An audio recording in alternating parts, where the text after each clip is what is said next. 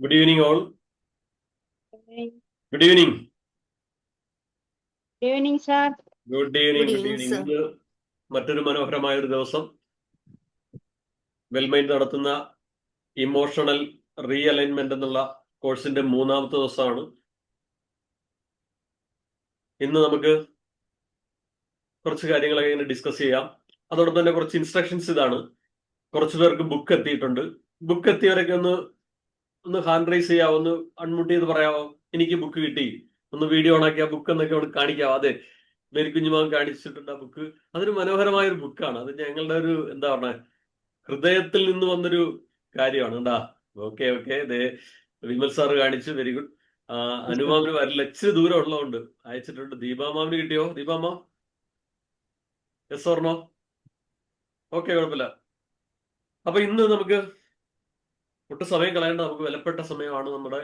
അപ്പം ഒരിക്കൽ കൂടി എല്ലാവരെയും ഞാൻ എന്റെ ഹൃദയത്തിൽ നിന്ന് സ്വാഗതം ചെയ്യുന്നു. നമുക്ക് ഇന്ന് ക്ലാസ് എടുക്കുന്ന മുമ്പ് തന്നെ കുറച്ച് കാര്യങ്ങൾ, 2 ദിവസം നമ്മൾ കഴിഞ്ഞു. ഇന്ന് മൂന്നാമത്തെ ദിവസം, 24 ദിവസത്തിന്റെ മൂന്നാമത്തെ ദിവസത്തിലേക്കാണ് നമ്മൾ കടക്കുന്നത്. അപ്പൊ ഞാനൊരു ചെറിയൊരു സ്ക്രീൻ ഷെയർ ചെയ്തുകൊണ്ട് ഒരു ചെറിയൊരു സംഭവം ഒന്ന് നിങ്ങൾക്ക് എല്ലാവർക്കും വേണ്ടി ഒന്ന് ചെയ്യാം. അപ്പൊ എല്ലാവരും ഒന്ന് റെഡി, പേനയും പേപ്പറൊക്കെ എടുത്തോ. സ്ക്രീൻ കാണുന്നുണ്ടോ? ഉണ്ടോ? തുടങ്ങിയില്ല. കാണാം. അപ്പൊ അതില് ഫസ്റ്റ് സ്ലൈഡ് എന്ന് പറഞ്ഞാൽ എന്തായിരുന്നു? ഇത് വന്നോ, ഇമോഷണൽ റീഅലൈൻമെന്റ്. സെക്കൻഡ് സ്ലൈഡ് കണ്ടോ? വായിക്കാൻ പറ്റുമോ?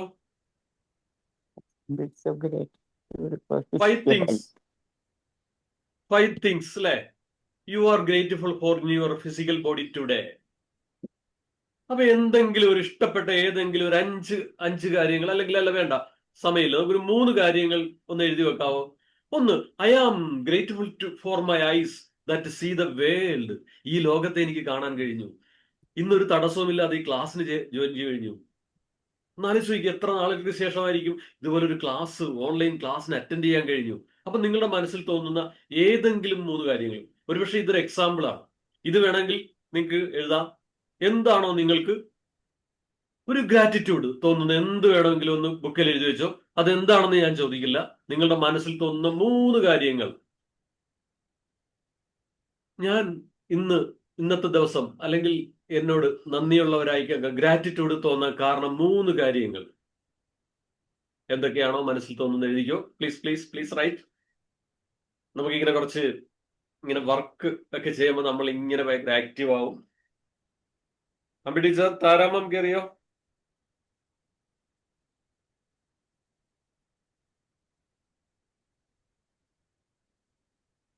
എഴുതിയെന്ന് വിശ്വസിക്കുന്നു. എഴുതിയോ? എല്ലാവരും എഴുതിയോ?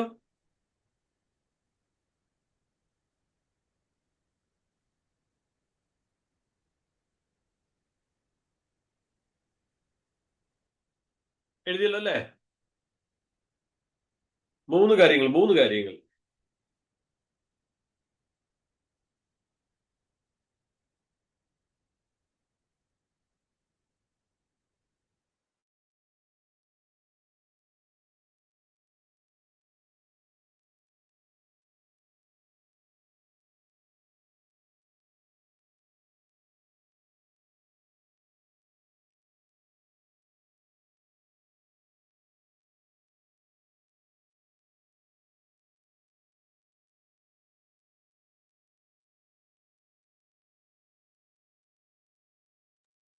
അല്പം മുമ്പത്തെ നമ്മളല്ല ഇപ്പോഴത്തെ നമ്മൾ.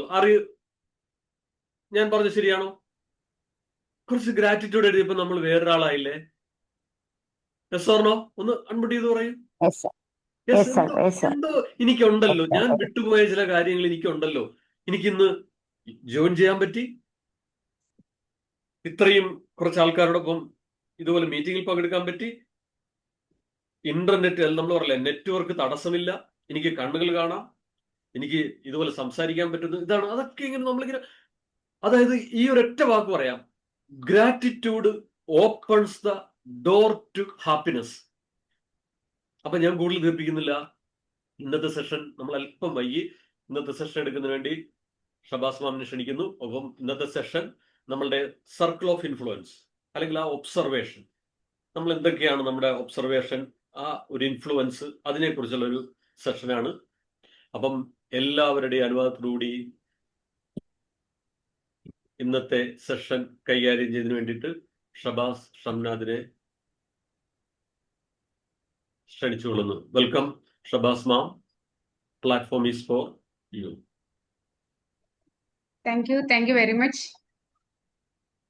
ഇപ്പോ എല്ലാ ദിവസത്തെ പോലെ ഇന്ന് ചൊവ്വാഴ്ച, ഇന്ന് നമുക്ക് കറക്റ്റ് സമയത്ത് ഇവിടെ ഒത്തുകൂടാനും ഒരു പ്രശ്നവും ഇല്ലാതെ എല്ലാവർക്കും ഹാപ്പി ആയിട്ട് ഇരിക്കാനൊക്കെ സാധിച്ചത് സർവേശ്വരന്റെ ആ ഒരു കൃപ തന്നെയാണ്. അതുപോലെ ഈ പറഞ്ഞ പോലെ ഒരു ഓൺലൈൻ ക്ലാസ് ആകുമ്പോൾ ഏറ്റവും വരുന്ന ഒരു ഇഷ്യൂ എന്ന് പറഞ്ഞാൽ നെറ്റ്വർക്ക് ഇഷ്യൂ ആണ്. നമ്മള് വൈഫൈ ഉണ്ടാവാം, എന്നിരുന്നാൽ കൂടി ചില സമയങ്ങൾക്ക് നമുക്ക് കാലാവസ്ഥ കാര്യങ്ങളൊക്കെ വരുമ്പോൾ നമുക്ക് എന്താണ് സംഭവിക്കുന്നത്, പ്രോപ്പറായിട്ട് ആ രീതിയിൽ നമുക്ക് നെറ്റ്വർക്ക് കിട്ടണമെന്നില്ല. അപ്പോ അത് നമ്മുടെ കൺട്രോളിലല്ല. ഇന്ന് നമ്മൾ പഠിക്കുന്നത് ഇതുപോലുള്ള ഒരു കുറച്ച് കാര്യങ്ങളെ കുറിച്ചാണ്. നമ്മുടെ കൺട്രോളിലല്ലാത്ത കുറെ കാര്യങ്ങൾ നമ്മുടെ ലൈഫിലേക്ക് വരുന്നുണ്ട്. പക്ഷെ അത് നമ്മുടെ ആ കൺട്രോളിലേക്ക് അല്ലാത്ത കാര്യങ്ങൾ നമ്മുടെ ലൈഫിലേക്ക് വരുമ്പോൾ അത് നമ്മളെ എങ്ങനെ അഫക്ട് ചെയ്യുന്നു, ആ സമയത്ത് നമ്മുടെ ഇമോഷൻസിനെ എങ്ങനെ, അത് ഒരിക്കലും നമുക്ക് ചേഞ്ച് ചെയ്യാൻ പറ്റുന്ന കാര്യങ്ങളല്ല. എന്നിരുന്നാൽ കൂടി നമ്മൾ അതിലെന്ത് ചെയ്യും, പെട്ടുപോകും. അപ്പൊ അതിനെക്കുറിച്ചുള്ള ഒരു ചർച്ചയും ഒക്കെയാണ് ഇന്ന് മൂന്നാമത്തെ ക്ലാസ്. പിന്നെ ഒരു ചെറിയൊരു സങ്കടം പറഞ്ഞിട്ടുണ്ടായിരുന്നു. അനു മാം ഒക്കെയാണെന്ന് തോന്നുന്നു, ജയ മാം, അനു മാം അങ്ങനെയുള്ളവര് പറഞ്ഞിട്ടുണ്ടായിരുന്നു നമ്മുടെ വർക്ക് ഷീറ്റ് അത് അവർക്ക് ചെയ്യുന്നതിൽ ചെറിയ പ്രോബ്ലം ഉണ്ടെന്ന്. നമ്മൾ ഒന്നാമത്തെ മുതലുള്ള വർക്ക് ഷീറ്റ് നിങ്ങൾ ജസ്റ്റ് ഒന്ന് ചെയ്ത് നോക്കുക. ശേഷം കാരണം ഇന്നും എല്ലാവരുടെ കയ്യിലും ബുക്ക് ആയിട്ടില്ല, ആ ഒരു ഇഷ്യൂ ഉണ്ട്. അപ്പോൾ നമുക്ക് PDF വെച്ചിട്ട് ചെയ്യുമ്പോൾ കുറച്ച് ബുദ്ധിമുട്ടായിരിക്കും. ബുക്ക് കൈ കിട്ടിയ ശേഷം നമുക്ക് വർക്ക്ഷീറ്റ് ചെയ്യുകയാണെങ്കിൽ ഈസി ആയിരിക്കും. അതുകൊണ്ടാണ് ഒന്നാമത്തെ രണ്ടാമത്തെ ഒന്നും വർക്ക്ഷീറ്റ് ഞങ്ങൾ നോക്കാത്തത്. അപ്പോൾ നമുക്ക് അടുത്ത ദിവസം ഈ എല്ലാ ദിവസത്തെ വർക്ക്ഷീറ്റ് നല്ല രീതിയിൽ എന്ത് ഡൗട്ട്സ് ഉണ്ടെങ്കിലും അത് നമുക്ക് ക്ലിയർ ചെയ്ത് അതിനൊരു പ്രത്യേക ടൈം കണ്ടെത്തി നമുക്കത് ചെയ്യാം. ആരും വിഷമിക്കേണ്ട, എനിക്ക് ആ വർക്ക്ഷീറ്റ് പ്രോപ്പറായിട്ട് ചെയ്യാൻ പറ്റുന്നില്ല എന്നുള്ളൊരു സങ്കടം വേണ്ട. നമ്മുടെ ഇവിടെ ഏതാണ് ക്ലാസ്? ഇമോഷണൽ റീ അലൈൻമെന്റ് ആണ്. നമ്മുടെ ഇമോഷൻസിനെ അലൈൻ ചെയ്യാനാണ് വന്നിരിക്കുന്നത്. ഇപ്പൊ സങ്കടം വേണ്ട. ഇപ്പോ അങ്ങനെ ഒരു ബുദ്ധിമുട്ട് തോന്നുമ്പോൾ നമ്മുടെ ഫസ്റ്റ് സ്റ്റെപ്പ് തന്നെയാണ് ചെയ്തിരിക്കുന്നത്. നിങ്ങളുടെ ഇമോഷൻസിനെ കൺട്രോൾ ചെയ്യണമെങ്കിൽ അതിനുള്ള പ്രോപ്പർ ആൻസർ ഞങ്ങളുടെ കയ്യിൽ നിന്ന് കിട്ടണം. നിങ്ങൾ ഫസ്റ്റ് ഇപ്പൊ തന്നെ പഠിച്ചു തുടങ്ങി, നിങ്ങളുടെ ആ ഒരു പ്രശ്നം വന്നു, നിങ്ങൾ അത് ഞങ്ങളുമായിട്ട് സംവദിച്ചു, ഞങ്ങളത് ചെയ്യാൻ തന്നെ ഇരുന്നതാണ്. ബുക്ക് എല്ലാവർക്കും എത്തട്ടെ എന്നുള്ളൊരു കാരണം കൊണ്ടാണ് വായിച്ചത്. അപ്പൊ എല്ലാവർക്കും ആയി കഴിയുമ്പോൾ ഞങ്ങൾ കഴിഞ്ഞ ദിവസം അയച്ചിട്ടുണ്ടായിരുന്നു, പക്ഷെ ചിലവർക്കൊന്നും എത്തിയിട്ടില്ല എന്നറിയാൻ സാധിച്ചു. അതുകൊണ്ടാണ് അടുത്ത ദിവസത്തേക്ക് മാറ്റിയിരിക്കുന്നത്. ഡോണ്ട് വറി, നമ്മളെല്ലാം കറക്റ്റ് ആയിട്ട് അന്ന് ഫസ്റ്റ് ക്ലാസ്സിൽ പറഞ്ഞതുപോലെ 24 സെക്ഷൻ ആണ് ഉള്ളത്. പക്ഷെ ആ 24 സെക്ഷൻ തന്നെയാണ് നിങ്ങൾക്ക് തരുള്ളൂ, കൂടുതൽ തരില്ല, അങ്ങനെയൊന്നുമില്ല. ഒരു സെഷനിൽ നിങ്ങൾക്ക് കുറച്ച് സംശയം വന്നു, ചോദിച്ചോളൂ. നമുക്ക് 9:30 ആകുമ്പോൾ ഫിനിഷ് ചെയ്യാൻ പറ്റിയില്ലെങ്കിൽ നിങ്ങൾക്കും അങ്ങനെ ആയിരിക്കും എന്ന് തോന്നുന്നു, ഫിനിഷ് ചെയ്യണം എന്നുള്ള നിർബന്ധം ഉണ്ടോ? നമുക്ക് ആ നിങ്ങളുടെ 24 സെഷൻസ് ഞങ്ങൾ കംപ്ലീറ്റ് ചെയ്ത് തരും. അത് അടുത്ത ദിവസത്തേക്ക് മാറ്റിയിട്ട്, കാരണം 9:30 ആകുമ്പോൾ നമുക്ക് എല്ലാവരും ഒരു 1.5 മണിക്കൂർ എല്ലാവരും ഡെഡിക്കേറ്റ് ചെയ്തിട്ടുണ്ട്. കൂടുതലാകുമ്പോൾ അത് ബുദ്ധിമുട്ടായിരിക്കും. അപ്പൊ നമുക്ക് എക്സ്ട്രാ ഒരു ക്ലാസ് വെച്ചിട്ട് ആ ബുക്ക് നമുക്ക് കവർ ചെയ്യാൻ പറ്റാത്ത പോർഷൻസ്, അല്ലാതെ ഇന്നത്തെ പോർഷൻസ് ഇന്ന് തീർക്കണം, ഞാനൊരു ടൈം ഷെഡ്യൂളിലാണ് വന്നിരിക്കുന്നത്. ശരിക്കും ഇന്നത്തെ ക്ലാസ് ഇന്നത്തെ ആ ഒരു സമയം കൊണ്ട് തീരുന്ന രീതിയിലാണ് അറേഞ്ച് ചെയ്തിരിക്കുന്നത്. പക്ഷെ ഡൗട്ട്സ് കൂടുതൽ വന്നു, നിങ്ങൾക്കത് മനസ്സിലാക്കാൻ സാധിച്ചില്ലെങ്കിൽ ഒരു ക്ലാസ് എക്സ്ട്രാ തരുന്നതിന് യാതൊരു കുഴപ്പമില്ല. അപ്പൊ ആരും അങ്ങനെയുള്ള കാര്യങ്ങൾ എന്ത് സംശയം ഉണ്ടെങ്കിലും ഫ്രീ ആയിട്ട് നമുക്ക് ഗ്രൂപ്പിൽ ആർക്കും അങ്ങോട്ടും, എല്ലാവരും അങ്ങോട്ടും ഇങ്ങോട്ടും ഫ്രണ്ട്ലി, ഞങ്ങളും പഠിക്കുകയാണ്, ഞങ്ങളിപ്പോ ഈ ക്ലാസ് എടുക്കുമ്പോൾ കൂടുതൽ ഞങ്ങളും പഠിക്കുകയാണ് ചെയ്യുന്നത്. അപ്പോൾ നിങ്ങളുടെ സംശയങ്ങൾ എന്തെങ്കിലുമൊക്കെ ഉണ്ടെങ്കിൽ അത് ഞങ്ങളുടെ അടുത്ത് ഷെയർ ചെയ്യുമ്പോൾ അതേക്കുറിച്ച് റെഫർ ചെയ്യുമ്പോൾ ഞങ്ങൾക്ക് കൂടുതൽ വളരാൻ പറ്റും, നിങ്ങൾക്കും ഒപ്പം വളരാൻ പറ്റും. അങ്ങോട്ടും ഇങ്ങോട്ടും ഒരു ഫ്രണ്ട്ലി അറ്റ്മോസ്ഫിയറിൽ നമുക്ക് മുന്നോട്ട് പോകാം. റെഡി അല്ലേ എല്ലാവരും? എന്തെങ്കിലും സംശയം ഉണ്ടോ നമ്മുടെ വർക്ക് ബുക്കിനെ സംബന്ധിച്ച്? മേരി കുഞ്ഞു മാം ഹാപ്പി അല്ലേ? എല്ലാവരും ഒന്ന് ചിരിച്ച് ഹാപ്പി. ഓക്കെ, അപ്പൊ നമുക്ക് ഇന്നത്തെ സെഷനിലേക്ക് കിടക്കാം.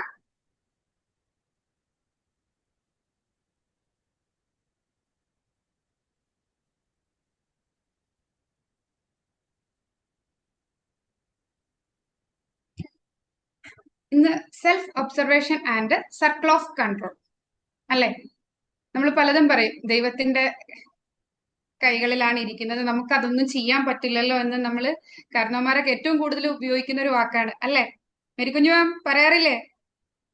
എന്തെങ്കിലും കാര്യങ്ങളൊക്കെ നടക്കും പറയില്ലേ? അതൊന്നും നമ്മുടെ കയ്യിലുള്ളതല്ല, എല്ലാം ദൈവത്തിന്റെ കയ്യിലുള്ളതാണ്. നമ്മൾ പറയുന്നതാണ് കൂടുതലും. അപ്പോ നമ്മുടെ കയ്യിലുള്ളത് എന്താണ്, നമ്മൾ എന്താണ് നമ്മളിൽ അറിഞ്ഞിരിക്കേണ്ടത്. അപ്പോ ചില കാര്യങ്ങളൊക്കെ നമ്മൾ ദൈവത്തിന്റെ കയ്യിലാണെന്ന് കരുതുന്നത്, നമ്മൾ ചെയ്യാൻ പറ്റുന്ന ചില കാര്യങ്ങൾ നമ്മൾ അബദ്ധത്തിൽ അങ്ങനെ വിചാരിക്കാറുണ്ട്. അപ്പൊ ആദ്യം നമുക്ക് നമ്മളെ ഫുള്ളായിട്ട് ഒബ്സർവ് ചെയ്യുമ്പോഴാണ് എന്തൊക്കെയാണ് നമ്മുടെ ഉള്ളിലുള്ളത്, എന്തൊക്കെയാണ് ദൈവം തരുന്നത്, എന്തൊക്കെയാണ് നമുക്ക് കൺട്രോളിൽ ഇല്ലാത്തത് എന്നൊക്കെ നമുക്ക് മനസ്സിലാക്കാൻ പറ്റുള്ളൂ. നിങ്ങൾ എല്ലാവരും ഒന്ന് വീഡിയോ ഓൺ ചെയ്ത് സഹകരിക്കുകയാണെങ്കിൽ, ഈ പറഞ്ഞ പോലെ നിങ്ങളുടെ ഫേസ് കാണുമ്പോൾ ഞാൻ സൈഡിലേക്ക് നോക്കുന്ന നിങ്ങളുടെ ഫോട്ടോസ് സൈഡിലാണ് വരുന്നത്. നിങ്ങളുടെ ഫേസ് കാണുമ്പോൾ എനിക്ക് അനലൈസ് ചെയ്യാൻ പറ്റും നിങ്ങൾക്ക് ക്ലിയർ ആയോ ഇല്ലയോ എന്ന്. കാരണം നിങ്ങളുടെ അടുത്ത് എന്തെങ്കിലും ഡൗട്ട്സ് ഉണ്ടെങ്കിൽ ചോദിക്കാൻ പറഞ്ഞാൽ ചോദിക്കുന്നില്ല. ഫേസിലൂടെ എങ്കിലും എനിക്കൊന്ന് മനസ്സിലാക്കാൻ വേണ്ടിയിട്ടാണ്. അങ്ങോട്ടും ഇങ്ങോട്ടും എന്തെങ്കിലും ഡൗട്ട്സ് ഉണ്ടെങ്കിൽ ചോദിച്ച് ഇന്ററാക്ഷൻ ആയിട്ട് പോകുമ്പോഴാണ് ക്ലാസ് കൂടുതൽ സുഖമായിട്ട് എടുക്കാൻ സാധിക്കുന്നത്. ഓക്കെ, അപ്പോ വാട്ട് ഈസ് സെൽഫ് ഒബ്സർവേഷൻ? എന്തായിരിക്കും സെൽഫ് ഒബ്സർവേഷൻ? നമ്മളെപ്പോഴും പറയാറുണ്ട് നമുക്ക് സെൽഫ് ലവ് വേണം, എല്ലാ കാര്യങ്ങളും നമ്മളിലേക്ക് ഒതുങ്ങുന്ന കുറെ കാര്യങ്ങൾ സംസാരിക്കാറുണ്ട്. അപ്പൊ സെൽഫ് ഒബ്സർവേഷൻ, നമ്മൾ സാധാരണ റോട്ടിൽ കൂടെ ആരെങ്കിലും പോയാൽ അവരുടെ ഡ്രസ്സ്, അവരുടെ ചെരുപ്പ്, ലിപ്സ്റ്റിക്കിന്റെ നിറം, അത് എത്ര മുകളിൽ എന്തൊക്കെ ഇട്ടിട്ടുണ്ട്, നമ്മൾ എല്ലാ കാര്യങ്ങളും മറ്റുള്ളവരെ കുറിച്ച് നമ്മൾ ഒബ്സർവ് ചെയ്യാറുണ്ട് ഇല്ലേ? പക്ഷെ നമ്മൾ എത്രത്തോളം നമ്മുടെ ഉള്ളിലേക്ക് നമ്മളെ ഒബ്സർവ് ചെയ്യുന്ന കാര്യത്തിൽ പലപ്പോഴും പുറകിലാണ്. മറ്റുള്ളവരുടെ കുറവുകള്, തെറ്റുകള്, കാര്യങ്ങളൊക്കെ നമ്മൾ ഒബ്സർവ് ചെയ്യും, അത് നോട്ടീസ് ചെയ്യുകയും ചെയ്യും. പക്ഷെ നമ്മളിലുള്ള പോരായ്മകള്, നമ്മുടെ കാര്യങ്ങള് ഒബ്സർവ് ചെയ്യാൻ നമ്മൾ വളരെയധികം പുറകിലാണ്. അപ്പൊ ആദ്യം വേണ്ടത് നമുക്ക് ഇമോഷണൽ റിയലൈൻമെന്റ് എന്ന ഒരു കോഴ്സിൽ നമ്മൾ അറിഞ്ഞിരിക്കേണ്ട ഏറ്റവും അത്യാവശ്യമുള്ള കാര്യമാണ് സെൽഫ് ഒബ്സർവേഷൻ. കാരണം നമ്മുടെ ഇമോഷൻസിനെ അലൈൻ ചെയ്യണമെങ്കിൽ ഫസ്റ്റ് നമ്മൾ നമ്മുടെ ഇമോഷൻസ് എന്താണ് അറിഞ്ഞിരിക്കണം. അല്ലാതെ ആ ഇമോഷൻസ് എന്താണെന്ന് അറിയാതെ നമുക്ക് ഒരിക്കലും അതിനെ അലൈൻ ചെയ്ത് കൊണ്ടുപോകാൻ സാധിക്കില്ല. നമ്മൾ ആദ്യം എന്താണ് സെൽഫ് ഒബ്സർവേഷൻ, നമ്മുടെ തോട്ട്സ്, നമ്മുടെ ഇമോഷൻസ്, നമ്മുടെ സെൻസേഷൻ, നമ്മുടെ ബിഹേവിയേഴ്സ്. ഇപ്പോ ചില കാര്യങ്ങൾ ചെയ്യുന്ന അവരുടെ സ്വഭാവമായിട്ട് മാറിയിട്ടുണ്ടാവും. അപ്പോ ആ സ്വഭാവം പോലും നമ്മുടെ സ്വഭാവത്തെ നമ്മളൊന്ന് ഒബ്സർവ് ചെയ്യണം. മറ്റുള്ളവരുടെ സ്വഭാവം നമുക്ക് ഒബ്സർവ് ചെയ്യാൻ ഉള്ളത് വളരെ ഈസിയാണ്. അപ്പൊ എന്നെ കുറിച്ച് തന്നെ പറയാം. എന്നെ കുറിച്ച് കമന്റ് പറയുന്നതാണ് എല്ലാവരും. ഞാൻ ഇങ്ങനെ മൂക്ക് ഇതാക്കുന്നു. എനിക്കൊരു കോൺഫിഡൻസിന്റെ ഭാഗമായിട്ട് ഞാൻ ചെയ്യുന്ന ഒരു ഇതാണ്. പക്ഷെ അത് മറ്റുള്ളവര് ഒബ്സർവ് ചെയ്ത് പെട്ടെന്ന് എനിക്ക് പറഞ്ഞു തരുന്നുണ്ട്. അതുപോലെ എല്ലാവർക്കും ഇതുപോലെ എന്തെങ്കിലുമൊക്കെ കോൺഫിഡൻസ് ബൂസ്റ്റിങ്ങിന് വേണ്ടി നമ്മൾ NLP പറയുമ്പോൾ അതിന് പറയുന്ന വാക്കാണ് ആങ്കർ. അതായത് നമുക്ക് ഈ പറഞ്ഞ പോലെ ഓരോ കാര്യങ്ങൾക്ക് ഇപ്പൊ സങ്കടങ്ങൾ വരുമ്പോൾ അതിനെ സെറ്റാക്കാൻ വേണ്ടിയിട്ട്, അതായത് മീൻസ് സങ്കടങ്ങൾ വരുമ്പോൾ അതിനെ സെറ്റാക്കാൻ വേണ്ടിയിട്ടല്ല, ഒരു പ്രശ്നങ്ങൾ വരുമ്പോൾ നമുക്കൊരു കോൺഫിഡൻസ് കാര്യങ്ങൾ കിട്ടാൻ വേണ്ടിയിട്ട് നമുക്ക് NLP ഒരു ടെക്നിക്കാണ് ആങ്കറിങ്. അതായത് ഏതെങ്കിലും ഒരു പോയിന്റ്, എന്തെങ്കിലും സ്ട്രെസ് ആവാം, അല്ലെങ്കിൽ ഈ പറഞ്ഞ പോലെ എന്തെങ്കിലും ഒരു ജസ്റ്റർ ആവാം. ഇതുപോലുള്ള ജസ്റ്റർ നമ്മൾ നേരത്തെ അത് ഒന്നല്ലെങ്കിൽ ഹാപ്പിനെസ് അല്ലെങ്കിൽ കോൺഫിഡൻസ് ഇന്നതായിട്ട് അതിനെ നമുക്ക് മാറ്റിയെടുക്കാൻ സാധിക്കും. ഇപ്പൊ നമുക്ക് ഫിയർ കാര്യങ്ങൾ വരുമ്പോൾ ഈ സംഭവം യൂസ് ചെയ്തിട്ടുണ്ടെങ്കിൽ നമുക്കത് മാറും. ഒന്നുകൂടെ പറയാം, ആങ്കറിങ് മെത്തേഡ് എന്ന് പറയും NLPയില്.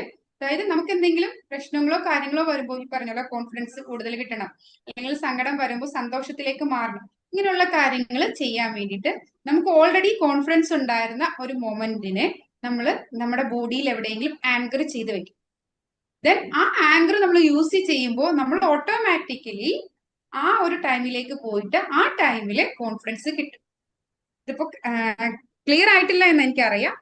നമ്മൾ അങ്ങോട്ട് കൂടുതൽ പഠിച്ചു ചെല്ലുമ്പോൾ ഈ ആങ്കറിങ് ടെക്നിക്സ് ഒക്കെ നമുക്ക് ക്ലിയർ ആയിട്ട് മനസ്സിലാക്കാൻ സാധിക്കും. അത് കുറച്ചുകൂടെ ക്ലാസ്സുകൾ കഴിയുമ്പോഴാണ് നമുക്ക് ക്ലിയർ ആവുന്നത്. പക്ഷെ ഞാനിപ്പോ ഈ സെൽഫ് ഒബ്സർവേഷന്റെ കാര്യം പറഞ്ഞപ്പോൾ നമുക്ക് ആ ഒരു ആങ്കറിങ് നമ്മൾ ചെയ്ത് വെച്ചിട്ടുണ്ടെങ്കിൽ, ആ ആങ്കർ അല്ലെങ്കിൽ ആ ജസ്റ്റേഴ്സ് യൂസ് ചെയ്തിട്ടുണ്ടെങ്കിൽ നമുക്ക് അതിന്റെ എന്താണോ നമ്മളവിടെ ചെയ്തു വെച്ചിരിക്കുന്നത് അത് നമുക്ക് കിട്ടും. അപ്പൊ അതുപോലെ തന്നെയാണ് ഇപ്പൊ നമ്മൾ ഓരോന്ന് ഇപ്പൊ എന്തെങ്കിലും പ്രശ്നങ്ങൾ വരുമ്പോൾ നമ്മുടെ കൈ ഞാൻ ആങ്കർ ചെയ്ത് വെച്ചേക്കുന്നതാണ് എന്താണ് ഇങ്ങനെ ഫിംഗർ പ്രസ് ചെയ്യുക എന്നത്. അപ്പൊ ആ ഒരു പ്രസ്സിങ്ങിലൂടെ നമ്മൾ ഉണ്ടാക്കുന്നത് ഹാപ്പിനെസ് മൊമെന്റ് ആണ്. അപ്പൊ ആ ഒരു ഹാപ്പിനെസ് നമ്മുടെ ബോഡിയിലേക്ക് ഫുൾ ആയിട്ട് സ്പ്രെഡ് ചെയ്യും. അപ്പൊ നമ്മുടെ ബോഡി തന്നെ ഇപ്പോ NLP ഒന്നും എല്ലാവർക്കും അറിയില്ലായിരിക്കും, ന്യൂറോ ലിംഗ്വിസ്റ്റിക്സ് പ്രോഗ്രാമിംഗ്. NLP അറിയില്ലെങ്കിൽ കൂടി നമ്മുടെ ബോഡി ഈ പറഞ്ഞ ടെക്നിക്സും കാര്യങ്ങളും എല്ലാം നമ്മുടെ ബോഡി ഇപ്പൊ ഇമോഷണൽ റീഅലൈൻമെന്റ് എന്താണെന്ന് നിങ്ങൾക്ക് കറക്റ്റ് ആയിട്ട് ഇപ്പൊ അറിയില്ല, ഈ പ്രോഗ്രാം കഴിഞ്ഞ് കഴിയുമ്പോൾ നിങ്ങൾ അത് മനസ്സിലാക്കും. പക്ഷെ ഈ ഇമോഷണൽ റീഅലൈൻമെന്റ് ഇതൊന്നും അറിയാതെ തന്നെ നമ്മുടെ ജീവിതത്തിൽ വന്നു പോകുന്നുണ്ട്. അപ്പൊ നമ്മളത് പഠിച്ചു കഴിയുമ്പോൾ നമുക്ക് കൂടുതൽ എഫക്റ്റീവ് ആയിട്ട് യൂസ് ചെയ്യാൻ പറ്റും. ഇപ്പൊ NLP ഞാൻ പറഞ്ഞു, ആങ്കറിംഗ് എന്ന് പറഞ്ഞൊരു ടെക്നിക്ക് പറഞ്ഞു. ഇത് നമുക്ക് അറിഞ്ഞുകൊണ്ട് ചെയ്യാം, അല്ലാതെ ഓട്ടോമാറ്റിക്കലി നമ്മുടെ ലൈഫിൽ വന്നു പോകുന്നുണ്ട്. അപ്പോ അതുപോലെ തന്നെയാണ് ഈ ERA. നമ്മുടെ ലൈഫിൽ നമ്മൾ ഒത്തിരി ഇമോഷണൽ റീഅലൈൻമെന്റ് ചെയ്യുന്നുണ്ട്. അത് നമ്മൾ അറിഞ്ഞുകൊണ്ടല്ല, നമ്മൾ ഈ ആഫ്റ്റർ ദിസ് കോഴ്സ് നമ്മൾ എന്താണ് ERA പഠിച്ചു കഴിയുമ്പോൾ അറിഞ്ഞുകൊണ്ട് നമുക്ക് ചെയ്യാൻ പറ്റുന്ന ഒരു രീതിയിലേക്ക് മാറും. Observing thoughts, emotions, sensation and behaviours, ഇതെല്ലാം നമ്മൾ ഒബ്സർവ് ചെയ്യുന്നതാണ് സെൽഫ് ഒബ്സർവേഷൻ. നമ്മുടെ തോട്ട്, നമ്മുടെ ഇമോഷൻസ്, നമ്മുടെ സെൻസേഷൻസ്. അപ്പോ നമുക്കൊരു പെട്ടെന്ന് നെഞ്ചിലെ ഒരു എന്താണ് ടൈറ്റ്നെസ് ഫീൽ ചെയ്തു, ആ ഒരു സെൻസേഷൻ നമുക്ക് മനസ്സിലാക്കാൻ സാധിക്കണം. അതാണ് നമ്മുടെ സെൽഫ് ഒബ്സർവേഷൻ. അല്ലെങ്കിൽ നമ്മുടെ ബിഹേവിയർ. അപ്പോൾ ഞാൻ ഈ രീതിയിലാണ് എല്ലാവരോടും പെരുമാറാറുള്ളത്. ചിലർ പറയാറില്ല ഇത് എന്റെ ക്യാരക്ടറാണ് എന്ന് നമ്മൾ ചില കാര്യങ്ങൾ പറയുമ്പോൾ പറയാറുണ്ട്. അപ്പൊ നമ്മുടെ സ്വഭാവത്തിൽ നമ്മുടെ സെൻസേഷനെ അല്ലെങ്കിൽ നമ്മുടെ തോട്ട്സിനെ, ഇമോഷൻസിനെ നമ്മൾ ഒബ്സർവ് ചെയ്യുന്നതിനെയാണ് സെൽഫ് ഒബ്സർവേഷൻ എന്ന് പറയുന്നത്. ഇനി ഈ ഒബ്സർവേഷൻ എങ്ങനെയായിരിക്കണം? Without judgement, criticism or shame.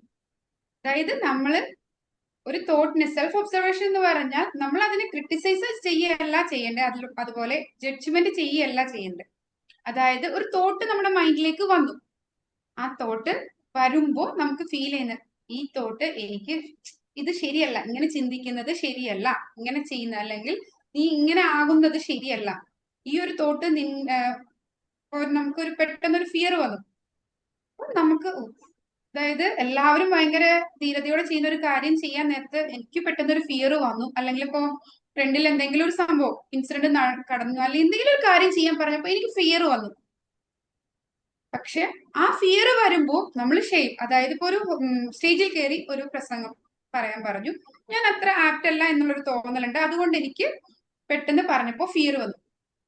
അത് കഴിഞ്ഞിട്ട് ചിന്തിക്കുകയാണ്, ഒത്തിരി പേർക്ക് സ്റ്റേജിൽ കയറി പറയാം, എല്ലാം ചെയ്യാനുള്ള കഴിവുണ്ട്, എനിക്ക് മാത്രം കഴിവില്ല. നമ്മളെന്ത് ചെയ്യാം? കുറ്റപ്പെടുത്തി പറയാൻ, ക്രിട്ടിസൈസ് ചെയ്യാണ്, നമ്മളെ ജഡ്ജ് ചെയ്യാണ്. ഒരിക്കലും സെൽഫ് ഒബ്സർവേഷനിൽ ഈ ജഡ്ജ്മെന്റോ ക്രിട്ടിസിസമോ ഷെയിമോ ഇതൊന്നുമില്ല. നമ്മുടെ തോട്ട്, അതായത് എനിക്കിപ്പോ പേടിയുണ്ട്, അല്ലെങ്കിൽ ഞാൻ ഇന്നതാണ് ചിന്തിച്ചത്, എനിക്ക് മനസ്സിന് നല്ല വിഷമം ഉണ്ട്, ഇങ്ങനെ നമുക്ക് എന്താണോ ഉള്ളത് അത് അങ്ങനെ തന്നെ ചിന്തിക്കുന്നതാണ് നിങ്ങളുടെ, അതായത് സെൽഫ് ഒബ്സർവേഷൻ. ജസ്റ്റ് എല്ലാവരും കണ്ണടച്ചിട്ട് ഇപ്പൊ നിങ്ങളുടെ തോട്ട് എന്താണ്, നിങ്ങളുടെ ഇമോഷൻ എന്താണ്, നിങ്ങൾക്ക് എന്താണ് ഫീൽ ചെയ്യുന്നത് ഒന്ന് അനലൈസ് ചെയ്ത് പെട്ടെന്ന് ജസ്റ്റ് കണ്ണടയ്ക്കുക. നിങ്ങളൊന്ന് നെഞ്ചത്ത് കൈവയ്ക്കുക. നിങ്ങളിപ്പോ എന്താണ്, ഹാപ്പി ആണോ, ടെൻസ്ഡ് ആണോ, നിങ്ങളുടെ മനസ്സിലൂടെ കടന്നു പോകുന്ന തോട്ട് എന്താണ്? ആ തോട്ട് ഒന്ന് കണ്ണടച്ച് നെഞ്ചത്ത് കൈവച്ചിട്ട് ആലോചിക്കുക.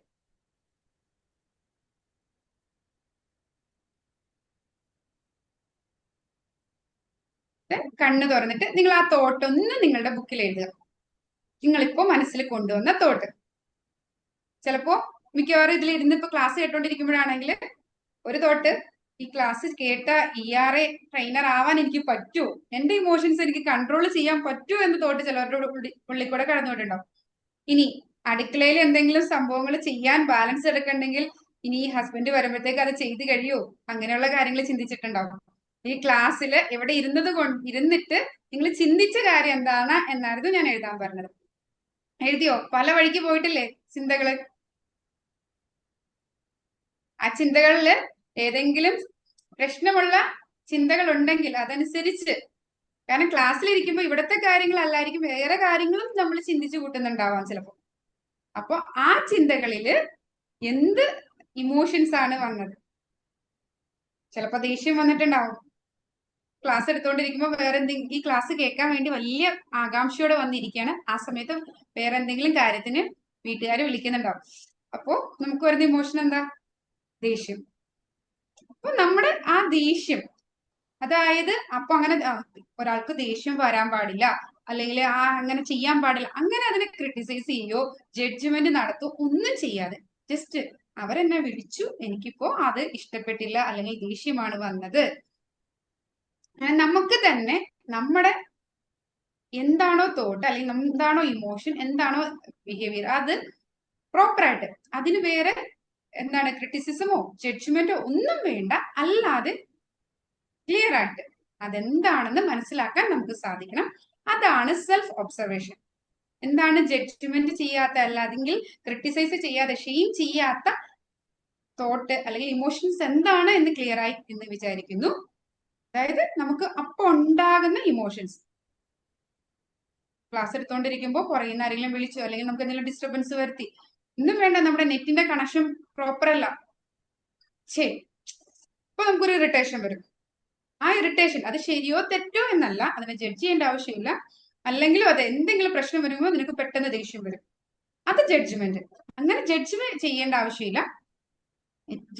എനിക്ക് പെട്ടെന്ന് ദേഷ്യം വരുന്നതാണ്, അത് ഒരു ജഡ്ജ്മെന്റും ഇല്ലാതെ എനിക്ക് ഈ സമയത്ത് ഇങ്ങനെ ഒരു പ്രശ്നം വന്നപ്പോൾ ദേഷ്യം വന്നു. ഇതാണ് നമ്മുടെ ഒബ്സർവേഷൻ എന്ന് പറയുന്നത്. അപ്പോ എല്ലാവർക്കും ഒബ്സർവേഷൻ, സെൽഫ് ഒബ്സർവേഷൻ എന്താണെന്ന് ക്ലിയർ ആയി എന്ന് കരുതുന്നു. ഓക്കെ അല്ലേ? എങ്ങനെയാണ് ജഡ്ജ്മെന്റ് ഇല്ലാതെ അല്ലെങ്കിൽ ക്രിട്ടിസൈസും ചെയ്യാതെ, അല്ലെങ്കിൽ ഷെയിം. പലപ്പോഴും നമുക്ക് ഓരോ കണ്ടീഷൻസ്, ഓരോ തോട്ട്സ് വരുമ്പോൾ നമ്മൾ അതിനെ ക്രിട്ടിസൈസ് ചെയ്യുകയോ, അല്ലെങ്കിൽ നമുക്ക് ഇല്ലാത്ത കഴിവുകളാണെങ്കിൽ നമുക്ക് ഗിൽറ്റ് ഫീൽ ചെയ്യുക, അങ്ങനെ ഉള്ള ഓരോ പല ഇത് ആ ഒരു മാറ്റങ്ങൾ ആ ഒരു തോട്ടിൽ നമുക്ക് ഫീൽ ചെയ്യും. അതല്ല, ഇതൊന്നും വേണ്ട, അതെന്താണോ അത് മാത്രം എടുക്കുന്നതിനാണ് നമുക്ക് സെൽഫ് ഒബ്സർവേഷൻ എന്ന് പറയുന്നത്. ഓക്കെ, ഒരു തമ്പ് കാണിച്ച് ഓക്കെ ആണെങ്കിൽ.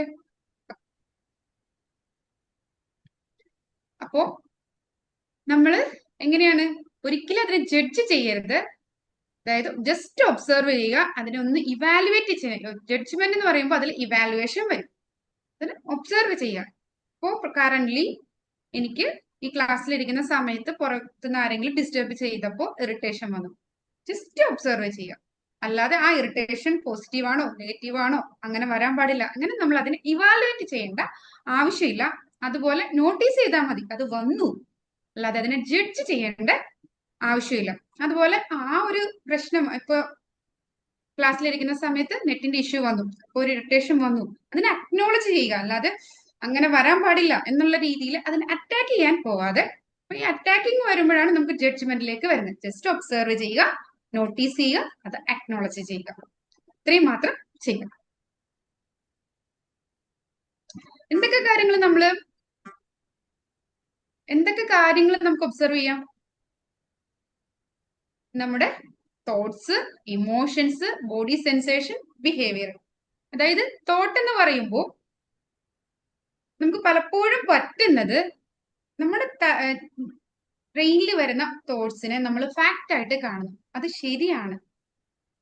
പല തോട്ട്സും ജസ്റ്റ് തോട്ടായിരിക്കും, അത് എന്നെ സംബന്ധിച്ച് അത് ഫാക്റ്റ് ആയിട്ട് മാറിക്കണം. അതെങ്ങനെയാണ് ഫാക്റ്റ് ആയിട്ട് മാറുന്നത്? നമ്മുടെ ലൈഫ്, അതായത് നമ്മുടെ കൾച്ചർ, കാര്യങ്ങള് നമ്മളെ അത് ഫാക്റ്റ് ആക്കി മാറ്റും. അതായത് നമ്മുടെ തോട്ട് ജസ്റ്റ് തോട്ടായിരിക്കും, എന്റെ തോട്ടായിരിക്കും, അല്ലെങ്കിൽ നിങ്ങളുടെ തോട്ടായിരിക്കും. പക്ഷെ എന്റെ ഒരു തോട്ട് മറ്റൊരാളുടെ ഫാക്റ്റ് ആയിട്ട് മാറില്ല. ഫോർ എക്സാമ്പിൾ, ഇപ്പൊ നമ്മള് ഇപ്പൊ ഈ ഇരിക്കുന്നതിൽ എല്ലാവരുടെയും കൾച്ചർ അനുസരിച്ച് ഇപ്പൊ എന്താ പിക്നിക് ഇട്ട് ഗോവയിൽ പോയി നിൽക്കുമ്പോൾ അതൊന്നും ഒരു നല്ലതാണ് എന്ന് ഫീൽ ചെയ്യുന്ന ഒരു കൾച്ചർ ഉള്ളവരായിരിക്കണമെന്നില്ല. പക്ഷെ ആ ഒരു കൾച്ചറിൽ വളരുന്നവർക്ക് അവർക്കതൊരു ഇഷ്യൂ അല്ല. അപ്പൊ അതാണ് കൾച്ചറിന്റെ. അപ്പൊ നമ്മുടെ ഒരു കാര്യത്തില് തോട്ട്സ് അതെങ്ങനെയാണ് ഫാക്റ്റ് ആയിട്ട് മാറുന്നത്? അതായത് ഇപ്പൊ പല അന്ധവിശ്വാസങ്ങളും കൊണ്ടു നടക്കുന്നവരുണ്ട്, അവരുടെ തോട്ടാണ് അത്, ആ തോട്ട് അവരുടെ ഫാക്റ്റ് ആണ്. ഇപ്പൊ നമ്മള് ഇപ്പൊ ഏറ്റവും കൂടുതൽ ഇപ്പൊ സംസാര വിഷയം നമ്മൾ 90s പുതിയ ജെന്നിസെഡും അങ്ങനെയുള്ള കാര്യങ്ങൾ പറയുമ്പോൾ അവര് പറയുന്ന പല കാര്യങ്ങളും നമ്മൾ തെറ്റാണ് എന്ന് നമ്മുടെ പ്രായത്തിലുള്ളവർ അതിനെ അനുകൂലിക്കുന്നില്ല. അതൊന്നും ശരിയല്ല, ലിവിങ് ടുഗദർ അങ്ങനെയുള്ള കാര്യങ്ങളൊക്കെ വരുമ്പോൾ നമ്മൾ അതിനെ അനുകൂലിക്കുന്നില്ല. കാരണം നമ്മുടെ തോട്ട്സ് അനുസരിച്ച് നമ്മുടെ തോട്ടാണ് അത് തെറ്റാണ് എന്നത് നമ്മുടെ തോട്ടാണ്. അപ്പൊ നമ്മുടെ തോട്ടായ അത് നമ്മുടെ ഫാക്റ്റ് ആണ്. ആ തോട്ട്സ് ഫാക്റ്റ് ആയിട്ടാണ് നമ്മൾ അംഗീകരിക്കുന്നത്. പക്ഷെ അവരെ സംബന്ധിച്ച് എന്താണ്, അവര് ന്യൂ രീതിയിൽ ന്യൂ കൾച്ചറിലാണ്. അവർക്ക് അങ്ങനെ ഒരു ഫാക്റ്റ് ആയിട്ടത് മാറിയിട്ടില്ല. അപ്പൊ നമ്മുടെ തോട്ടിന് ഒരിക്കലും നമ്മൾ ഫാക്റ്റ് ആയിട്ട് വിചാരിക്കരുത്. ഇത് റിയാലിറ്റി ആണ്. ജസ്റ്റ് നമ്മുടെ മനസ്സിലുണ്ടാവുന്ന ചിന്തകളാണ്. ഈ ചിന്തകളെല്ലാം നമുക്കത് ആ ചിന്തകൾ ശരിയായിരിക്കാം, പക്ഷെ അത് ശരിയാകണം എന്ന ഒരു കാര്യം ഇല്ല. അതുപോലെ നമ്മുടെ ഇമോഷൻസിനെ ഒബ്സർവ് ചെയ്തിട്ട് നമ്മൾ തന്നെ ലേബൽ ചെയ്യും. അതായത് പോസിറ്റീവ് ഇമോഷൻസ്, നെഗറ്റീവ് ഇമോഷൻസ് എന്ന് പറഞ്ഞ് നമ്മൾ ലേബിൾ ചെയ്തിട്ട് ഈ ഇമോഷൻസ് നല്ലതാണ്, അതായത് ഹാപ്പി ആയിട്ടിരിക്കുന്നത് നല്ലതാണ്, അല്ലെങ്കിൽ കരയുന്നത് തെറ്റാണ്, ആണുങ്ങള് കരയാൻ പാടില്ല, ആണത്തമില്ലാത്ത പരിപാടിയാണ് കരയുക, നമ്മൾ ലേബിൾ ചെയ്ത് വെച്ചേക്കുന്നതാണ്. ഒരിക്കലും നമ്മുടെ ഇമോഷൻസിനെ ഗുഡ് ബാഡ് എന്ന് ലേബിൾ ചെയ്യേണ്ട ആവശ്യമില്ല. ഒരാൾ നമ്മൾ ഹർട്ട് ചെയ്തു, നമുക്ക് സങ്കടം വന്നാൽ നമ്മൾ കരയും. അതാണോ പെണ്ണോ എന്നുള്ള ഒരു വ്യത്യാസം ഇല്ല, അല്ലെ? അത് നമുക്ക് പണ്ടുണ്ടായ തോട്ട്സിലൂടെ ഉണ്ടായ ഫാക്റ്റ് ആണ്. ആൺകുട്ടികൾ കരയാൻ പാടില്ല. പക്ഷെ ആ ഫാക്റ്റുകൾ മാറി.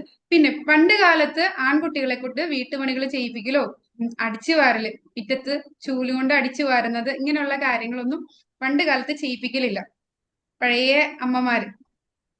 അപ്പൊ ഇന്ന് ഞാനൊരു രോഗീനെ സന്ദർശിക്കാൻ പോയപ്പോ ആ വീട്ടില് 2 ആൺകുട്ടികളാണ് ഉള്ളത്. 4ാം ക്ലാസ്സിലും 7ാം ക്ലാസ്സിലും പഠിക്കുന്ന കുട്ടികൾ. അപ്പോ കറന്റ്ലി ആ പിള്ളേരാണ്.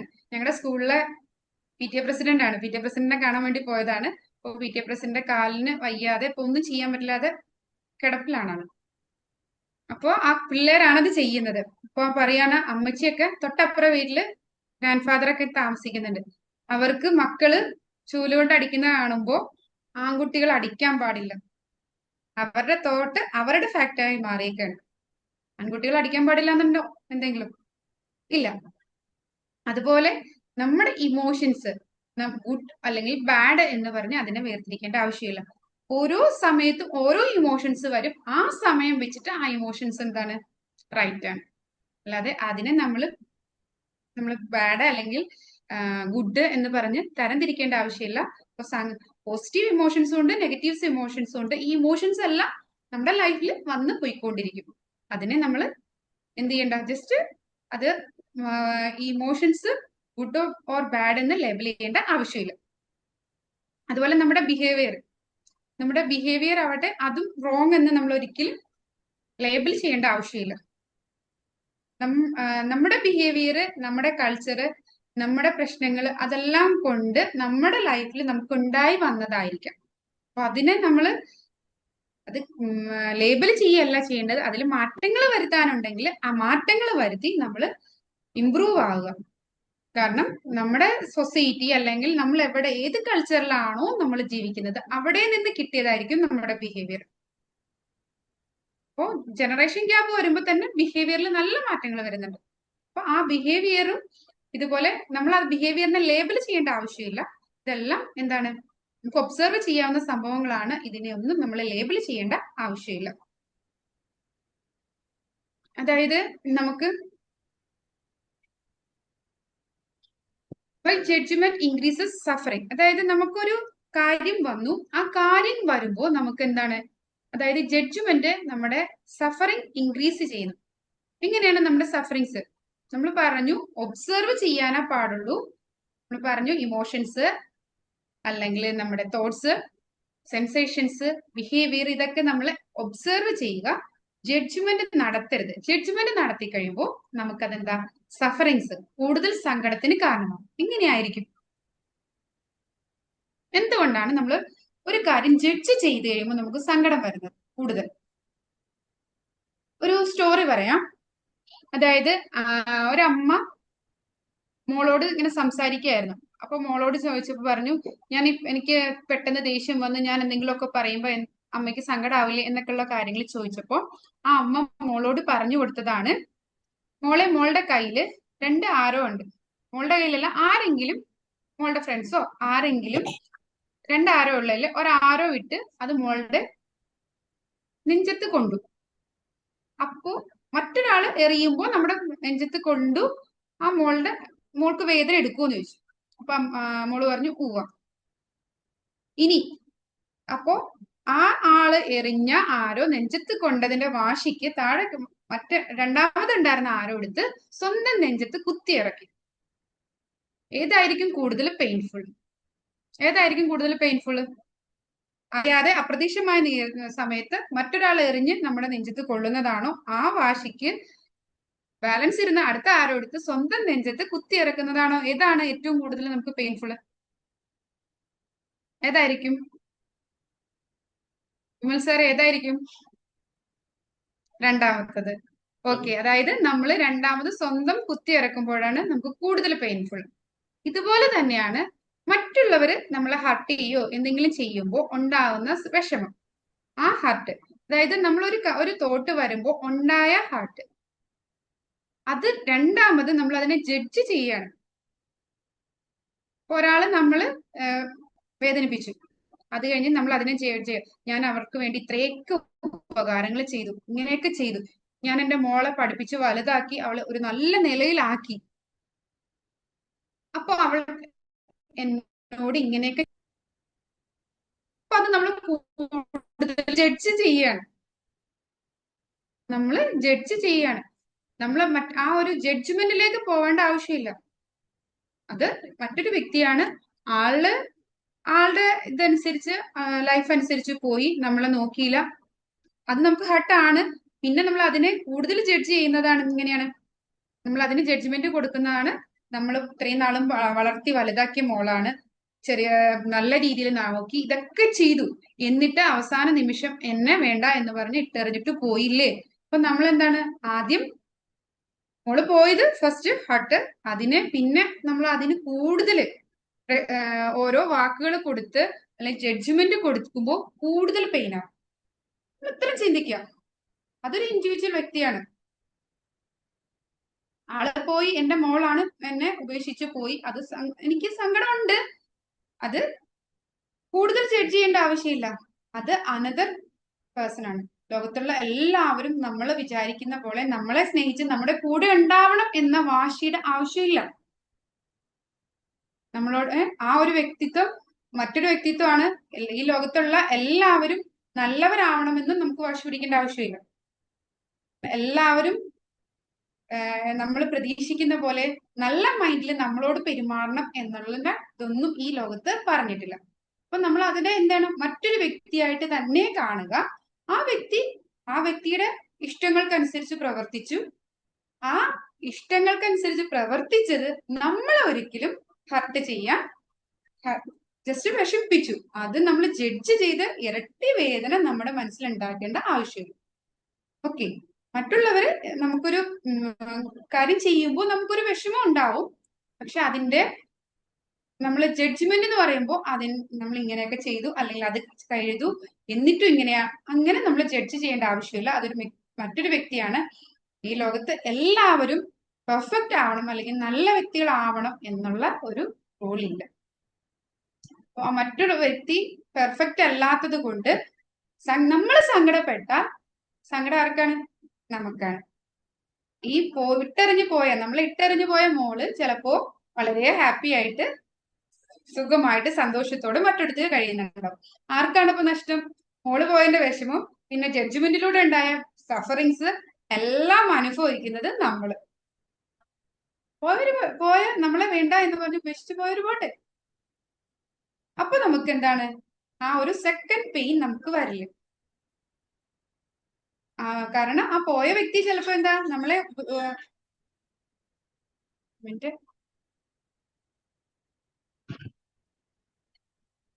ആ പോയ വ്യക്തി എന്താണ്, നമ്മൾ ഉപേക്ഷിച്ച് പോയതാണ്. അപ്പൊ പിന്നെ നമുക്ക് എന്താണ്, സങ്കടങ്ങളോ കാര്യങ്ങളോ ഒന്നും ഇല്ല. സോറി, എന്റെ മോൾ ഇവിടെ വന്നൊരു കാര്യം ചോദിച്ചു, അതുകൊണ്ടാണ് കേട്ടോ ഇടയില്. അപ്പോ നമ്മൾ എന്ത് ചെയ്യാം, ഒരിക്കലും ഒരു ഇൻസിഡന്റിനെ നമ്മൾ വീണ്ടും ജഡ്ജ്മെന്റിലേക്ക്, ഒരു തോട്ടിനെ നമ്മൾ ജഡ്ജ് ചെയ്യാൻ പോകരുത്. അത് നമ്മുടെ സെക്കൻഡ് ലെയർ ഓഫ് പെയിൻ ആയിരിക്കും.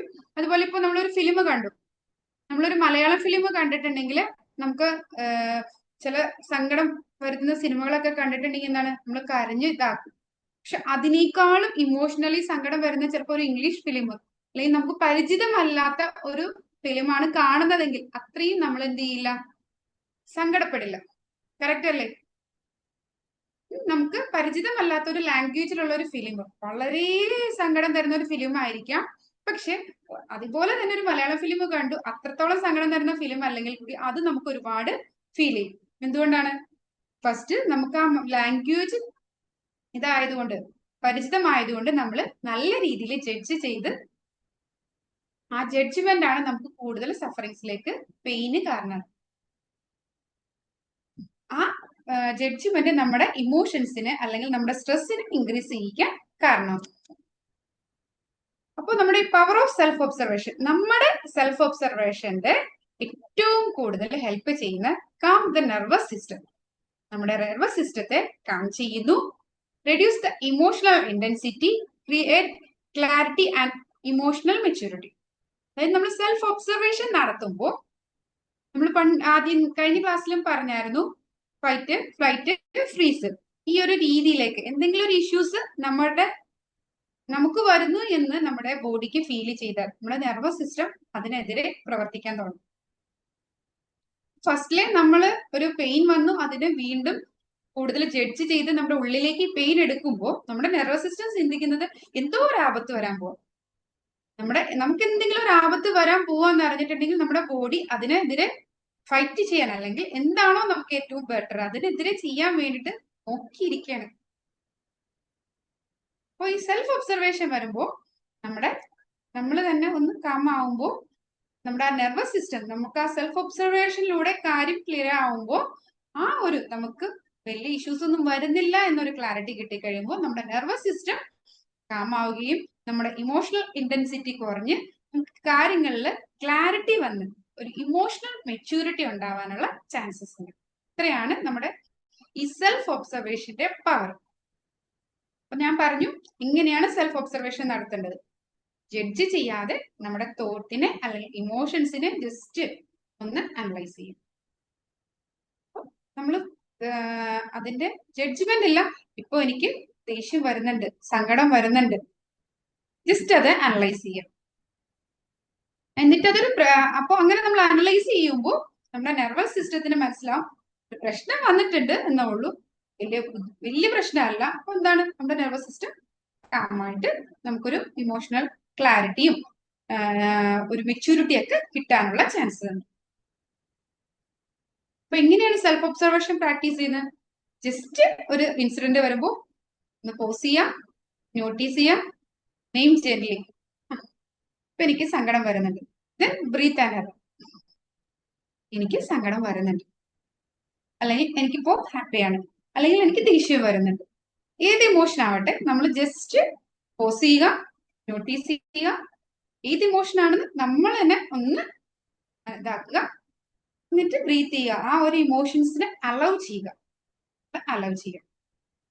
ഇത് എപ്പോഴും പ്രാക്ടിക്കൽ ആണോ എന്ന് ചോദിച്ചിട്ടുണ്ടെങ്കിൽ, നിങ്ങൾ ഫസ്റ്റ് ഈ കാര്യങ്ങൾ നമ്മുടെ മൈൻഡിൽ എപ്പോഴും ഓർമ്മയിൽ ഇരിക്കണം.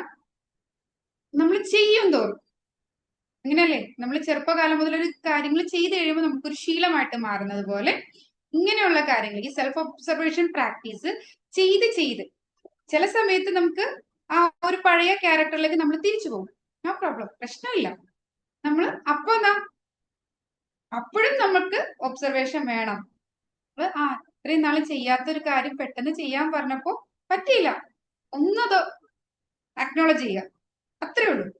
അല്ലാതെ അവിടെ ക്രിറ്റിസൈസ് ചെയ്ത് ഞാൻ പഠിച്ചതാണല്ലോ, സെൽഫ് ഒബ്സർവേഷൻ പ്രാക്ടീസ് ഒക്കെ പഠിച്ചിട്ട് ഈ സമയം ഞാൻ ചെയ്തില്ലല്ലോ, അപ്പോൾ അവിടെയാണ് നമുക്ക് എന്ത് വരുന്നത്, ജഡ്ജ്മെന്റ് പ്രശ്നങ്ങൾ വരുന്നത്, ക്രിട്ടിസൈസും ജഡ്ജ്മെന്റും ഒക്കെ വരുന്നത്. ഈ സെൽഫ് ഒബ്സർവേഷൻ പ്രാക്ടീസ് പഠിച്ചു, പക്ഷെ പണ്ട് നമ്മൾ അത് ചെയ്യാതിരുന്ന വ്യക്തികളായതുകൊണ്ട് ചെയ്യാൻ പറ്റണമെന്നില്ല. അപ്പോഴും നമ്മൾ എന്താ, ജസ്റ്റ് അക്നോളജ് ചെയ്യാം, ഞാൻ സെൽഫ് ഒബ്സർവേഷൻ പ്രാക്ടീസ് പഠിച്ചിട്ടുണ്ടായിരുന്നു, പക്ഷെ ഈ ടൈമില് എനിക്ക് സെറ്റ് ആക്കാൻ പറ്റിയില്ല, നെക്സ്റ്റ് ടൈം ഞാൻ സെറ്റ് ആക്കും. അത്രേ ഉള്ളൂ. അല്ലാതെ അപ്പോഴും നമ്മൾ എന്ത് ചെയ്ത് നമ്മുടെ ഇമോഷൻസിനെ നമ്മൾ ക്രിട്ടിസൈസ് ചെയ്യാൻ പോകരുത്. കാരണം ക്രിട്ടിസൈസ് ചെയ്യുമ്പോഴാണ് വീണ്ടും സഫറിങ്ങിലേക്ക് കാര്യങ്ങൾ ജഡ്ജ്മെന്റ് വരും. അപ്പോൾ സഫറിങ്ങിലെ കാര്യങ്ങളിലേക്ക് പോകുന്നത്. ജസ്റ്റ് നമ്മൾ എന്ത് ചെയ്യുക, പോസ് ചെയ്തിട്ട് അക്നോളജ് അങ്ങ് ചെയ്യുക, അത്രേ ഉള്ളൂ. അപ്പൊ ഇത് ചെയ്ത് പ്രാക്ടീസ് ചെയ്ത് എന്ത് ഇഷ്യൂ വരുമ്പോഴും നമ്മൾ ജസ്റ്റ് ഒരു ബ്രീത്ത് പോസ് ഇതിലൂടെ നമുക്ക് ആ ഇമോഷൻസ് എന്താണെന്ന് ക്ലിയർ ആവാൻ സാധിക്കും. അപ്പോ സെൽഫ് ഒബ്സർവേഷൻ പ്രാക്ടീസ് എന്താണെന്ന് ക്ലിയർ ആയിട്ട് സ്വന്തം ചെയ്യാൻ പറ്റും എന്ന് തോട്ടുള്ളവര് ഒന്ന് പറഞ്ഞു. ഓക്കെ ആണോ എന്നെല്ലാവരും പറഞ്ഞേ. ഇനി എനിക്ക് ട്രൈ ചെയ്ത് നോക്കാൻ പറ്റും, ഒരു തമ്പ് കാണിക്കും. Okay okay. അപ്പൊ നമുക്ക് ഒരു പ്രാവശ്യം ചെയ്യാൻ പറ്റിയില്ലെങ്കിൽ അപ്പോ നമ്മൾ എന്ത് ചെയ്യാം, അക്നോളജ് ചെയ്യുക, ഈ പ്രാവശ്യം പറ്റിയില്ല, അപ്പൊ ഒന്നുകൂടെ റീകോൾ ചെയ്യണം, ഇങ്ങനെയായിരുന്നു ഞാൻ ചെയ്യേണ്ടത്, പറ്റിയില്ല, നെക്സ്റ്റ് ടൈം ഞാൻ ചെയ്യും. നമുക്ക് വീണ്ടും അടുത്ത ടൈം നമുക്കിത് പറ്റും. Circle of control.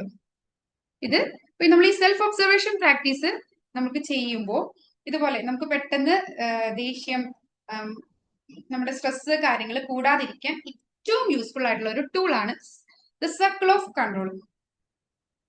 നമ്മൾ നേരത്തെ പറഞ്ഞില്ലേ, ദൈവത്തിന്റെ കയ്യിലാന്നൊക്കെ നമ്മൾ പറയും പോലെ പല കാര്യങ്ങളും നമുക്ക് കൺട്രോൾ ഇല്ലാത്ത കാര്യങ്ങൾ നമ്മുടെ ലൈഫിലുണ്ട്. അപ്പൊ ആ കൺട്രോൾ ഇല്ലാത്ത കാര്യങ്ങളാണോ, എന്താണ് നമ്മൾ ചിന്തിക്കുന്നത് എന്ന് മനസ്സിലാക്കി കഴിഞ്ഞാൽ നമുക്ക്, അതായത് നമുക്ക് ഒട്ടും കൺട്രോൾ ചെയ്യാൻ പറ്റാത്ത ഒരു കാര്യമാണ്, ആ കാര്യത്തെ കുറിച്ച് നമ്മൾ വറി ചെയ്തിട്ട് പ്രയോജനമുണ്ടോ? എന്താണ് അഭിപ്രായം? നമുക്ക് കൺട്രോൾ ചെയ്യാൻ പറ്റാത്ത ഒരു കാര്യമാണ്, ആ കാര്യത്തെ കുറിച്ച് നമ്മൾ ചിന്തിച്ചിട്ട് എന്തെങ്കിലും പ്രയോജനമുണ്ടോ? എന്താണ്? ഒരു പ്രയോജനമില്ല. ഒരു പ്രയോജനമില്ല. ഓക്കെ, ഷാനിദ് സാറ് പറഞ്ഞു. ഇപ്പൊ നമുക്ക് കുറച്ച് നാൾ മുമ്പ് കോവിഡ് വന്നു. കോവിഡ് വന്നതിനെ കുറിച്ച് ആലോചിച്ച് സങ്കടപ്പെട്ട് ജീവിച്ചിട്ട് പ്രയോജനമുണ്ടോ? ഇല്ല. നമ്മളപ്പോ അതിനെതിരെ ഒരു റെമഡി കണ്ടെത്തുകയോ മറ്റു വെച്ച് കാര്യങ്ങൾ ചെയ്തു. അതുപോലെ എന്തെങ്കിലും ഇഷ്യൂസ് കാര്യങ്ങൾ നമ്മുടെ കൺട്രോളിൽ അല്ലാതെ വന്ന ഒരു കാര്യത്തെ കുറിച്ച്, അതുപോലെ ഇപ്പോ നമ്മുടെ കാലാവസ്ഥ, അതായത് ഒരു കഥ പറയുമ്പോൾ പറയുന്നുണ്ട്, ഒരു കർഷകൻ ഉണ്ടായിരുന്നു. ആ കർഷകൻ എന്നും സങ്കടാണ്. ആ കർഷകൻ കൃഷി ചെയ്യാൻ വേണ്ടിയിട്ട് വരുമ്പോ ആ സമയത്ത് മഴയില്ല, വെള്ളമില്ല, അങ്ങനെയുള്ള കാര്യങ്ങൾ. അത് കഴിഞ്ഞ് അതൊന്ന് സെറ്റാക്കി എങ്ങനെയെങ്കിലുമൊക്കെ കൃഷി ചെയ്തു വരുമ്പോഴത്തേക്കും അന്യായ മഴയും പ്രശ്നങ്ങളും. ആൾക്ക് ഒട്ടും സെറ്റാവുന്നില്ല ഒന്നും. എന്താ കാര്യം? അയാള് കാലാവസ്ഥേനെ ആദ്യം വെള്ളം ഇല്ല ഇല്ല ഇല്ല എന്ന് പഴിച്ച് കാലാവസ്ഥ, മഴ പെയ്യുന്നില്ല എന്നുള്ള പ്രശ്നങ്ങളായിരുന്നു. അത് കഴിഞ്ഞ് മഴ പെയ്തു എന്നുള്ള പ്രശ്നങ്ങള്. അയാള് കാലാവസ്ഥേനെയാണ് കൺട്രോൾ ചെയ്യാൻ നോക്കുന്നത്. പക്ഷെ തൊട്ടടുത്തുള്ള കർഷകൻ വേനൽക്കാലം വന്നു, മഴയില്ല, അതിനനുയോജ്യമായ കൃഷി നടത്തി, അതിൽ നിന്ന് വിളവെടുക്കുന്നു. അതിന് മഴക്കാലം വരുന്നു, മഴക്കാലത്ത് ചെയ്യാൻ പറ്റുന്ന രീതിയിലുള്ള കൃഷി ചെയ്യുന്നു, വിളവെടുക്കുന്നു. ആ കാലാവസ്ഥേനെ നമുക്ക് ചേഞ്ച് ചെയ്യാൻ പറ്റില്ല. നമുക്ക് നമ്മുടെ വിളവ് അല്ലെങ്കിൽ കൃഷി ചെയ്യേണ്ട രീതി മാറ്റി ആ സോയിലിലെ കാര്യങ്ങളും അതും ഇതൊക്കെ ചേഞ്ച് ചെയ്യാൻ പറ്റുന്ന കാര്യങ്ങൾ ചേഞ്ച് ചെയ്ത് അവിടുന്ന് വിളവെടുക്കാൻ സാധിക്കും. പക്ഷെ കാലാവസ്ഥേനെ പഴിച്ചുകൊണ്ടിരുന്നിട്ട് കാര്യമുണ്ടോ? ഇല്ല. കാലാവസ്ഥ ഒരിക്കലും നമ്മുടെ കൺട്രോളിലല്ല. നമ്മുടെ കൺട്രോളിലുള്ള നമ്മുടെ കൃഷി ഏത് രീതിയിൽ മാറ്റി പിടിക്കാം എന്നതാണ് നമ്മുടെ കൺട്രോളിലുള്ളൂ. നമ്മുടെ കൺട്രോളിലുള്ള കാര്യങ്ങൾ നമ്മൾ ചെയ്യുക, അല്ലാതെ കൺട്രോളിലല്ലാത്ത കാര്യത്തെ കുറിച്ച് ചിന്തിച്ചിട്ട് നമുക്ക് പ്രയോജനമില്ല. അപ്പൊ നമുക്ക് 3 കാര്യങ്ങളാണ് നമുക്ക് പറയാൻ പറ്റുന്നത്. നമ്മൾ ഈ ഒരു കാര്യങ്ങൾ അറിഞ്ഞിട്ടുണ്ടെങ്കിൽ നമ്മുടെ സ്ട്രെസ് അല്ലെങ്കിൽ ആൻസൈറ്റി ഇതുപോലുള്ള കാര്യങ്ങൾ ഈ സർക്കിൾ ഓഫ് കൺട്രോൾ എന്താണെന്ന് വ്യക്തമായിട്ട് ക്ലിയർ ആയിട്ടുണ്ടെങ്കിൽ മാക്സിമം കുറയ്ക്കാൻ പറ്റുന്നതാണ്. അതായത് നമ്മുടെ ഇമോഷണൽ റിയലൈൻമെന്റിന്റെ ഏറ്റവും അത്യാവശ്യമാണ്. നമ്മൾ ഒബ്സർവ് ചെയ്യണതിന്റെ ആവശ്യം എന്താന്ന് വെച്ചിട്ടുണ്ടെങ്കിൽ നമ്മുടെ ഇമോഷൻസിനെ, തോട്ട്സിനെ നമ്മൾ എന്ത് ചെയ്യുന്നു, ഒബ്സർവ് ചെയ്യുമ്പോൾ ആ ഒബ്സർവേഷനിലൂടെ നമ്മുടെ ഈ കാര്യങ്ങള് ഈ സർക്കിൾ ഓഫ് കൺട്രോളിൽ ഏത് ഭാഗത്താ വരുന്നതെന്ന് നമുക്ക് മനസ്സിലാക്കാൻ സാധിക്കും. അതായത് സർക്കിൾ ഓഫ് കൺട്രോളിൽ നമ്മുടെ കൺട്രോളിലുള്ളത്, ഞാൻ പറയുന്ന വാക്കുകൾ അതെനിക്ക് കൺട്രോൾ ചെയ്യാൻ പറ്റും. ഷാനിദ് സാറ് പറയുന്ന കാര്യങ്ങൾ എനിക്ക് കൺട്രോൾ ചെയ്യാൻ പറ്റുമോ?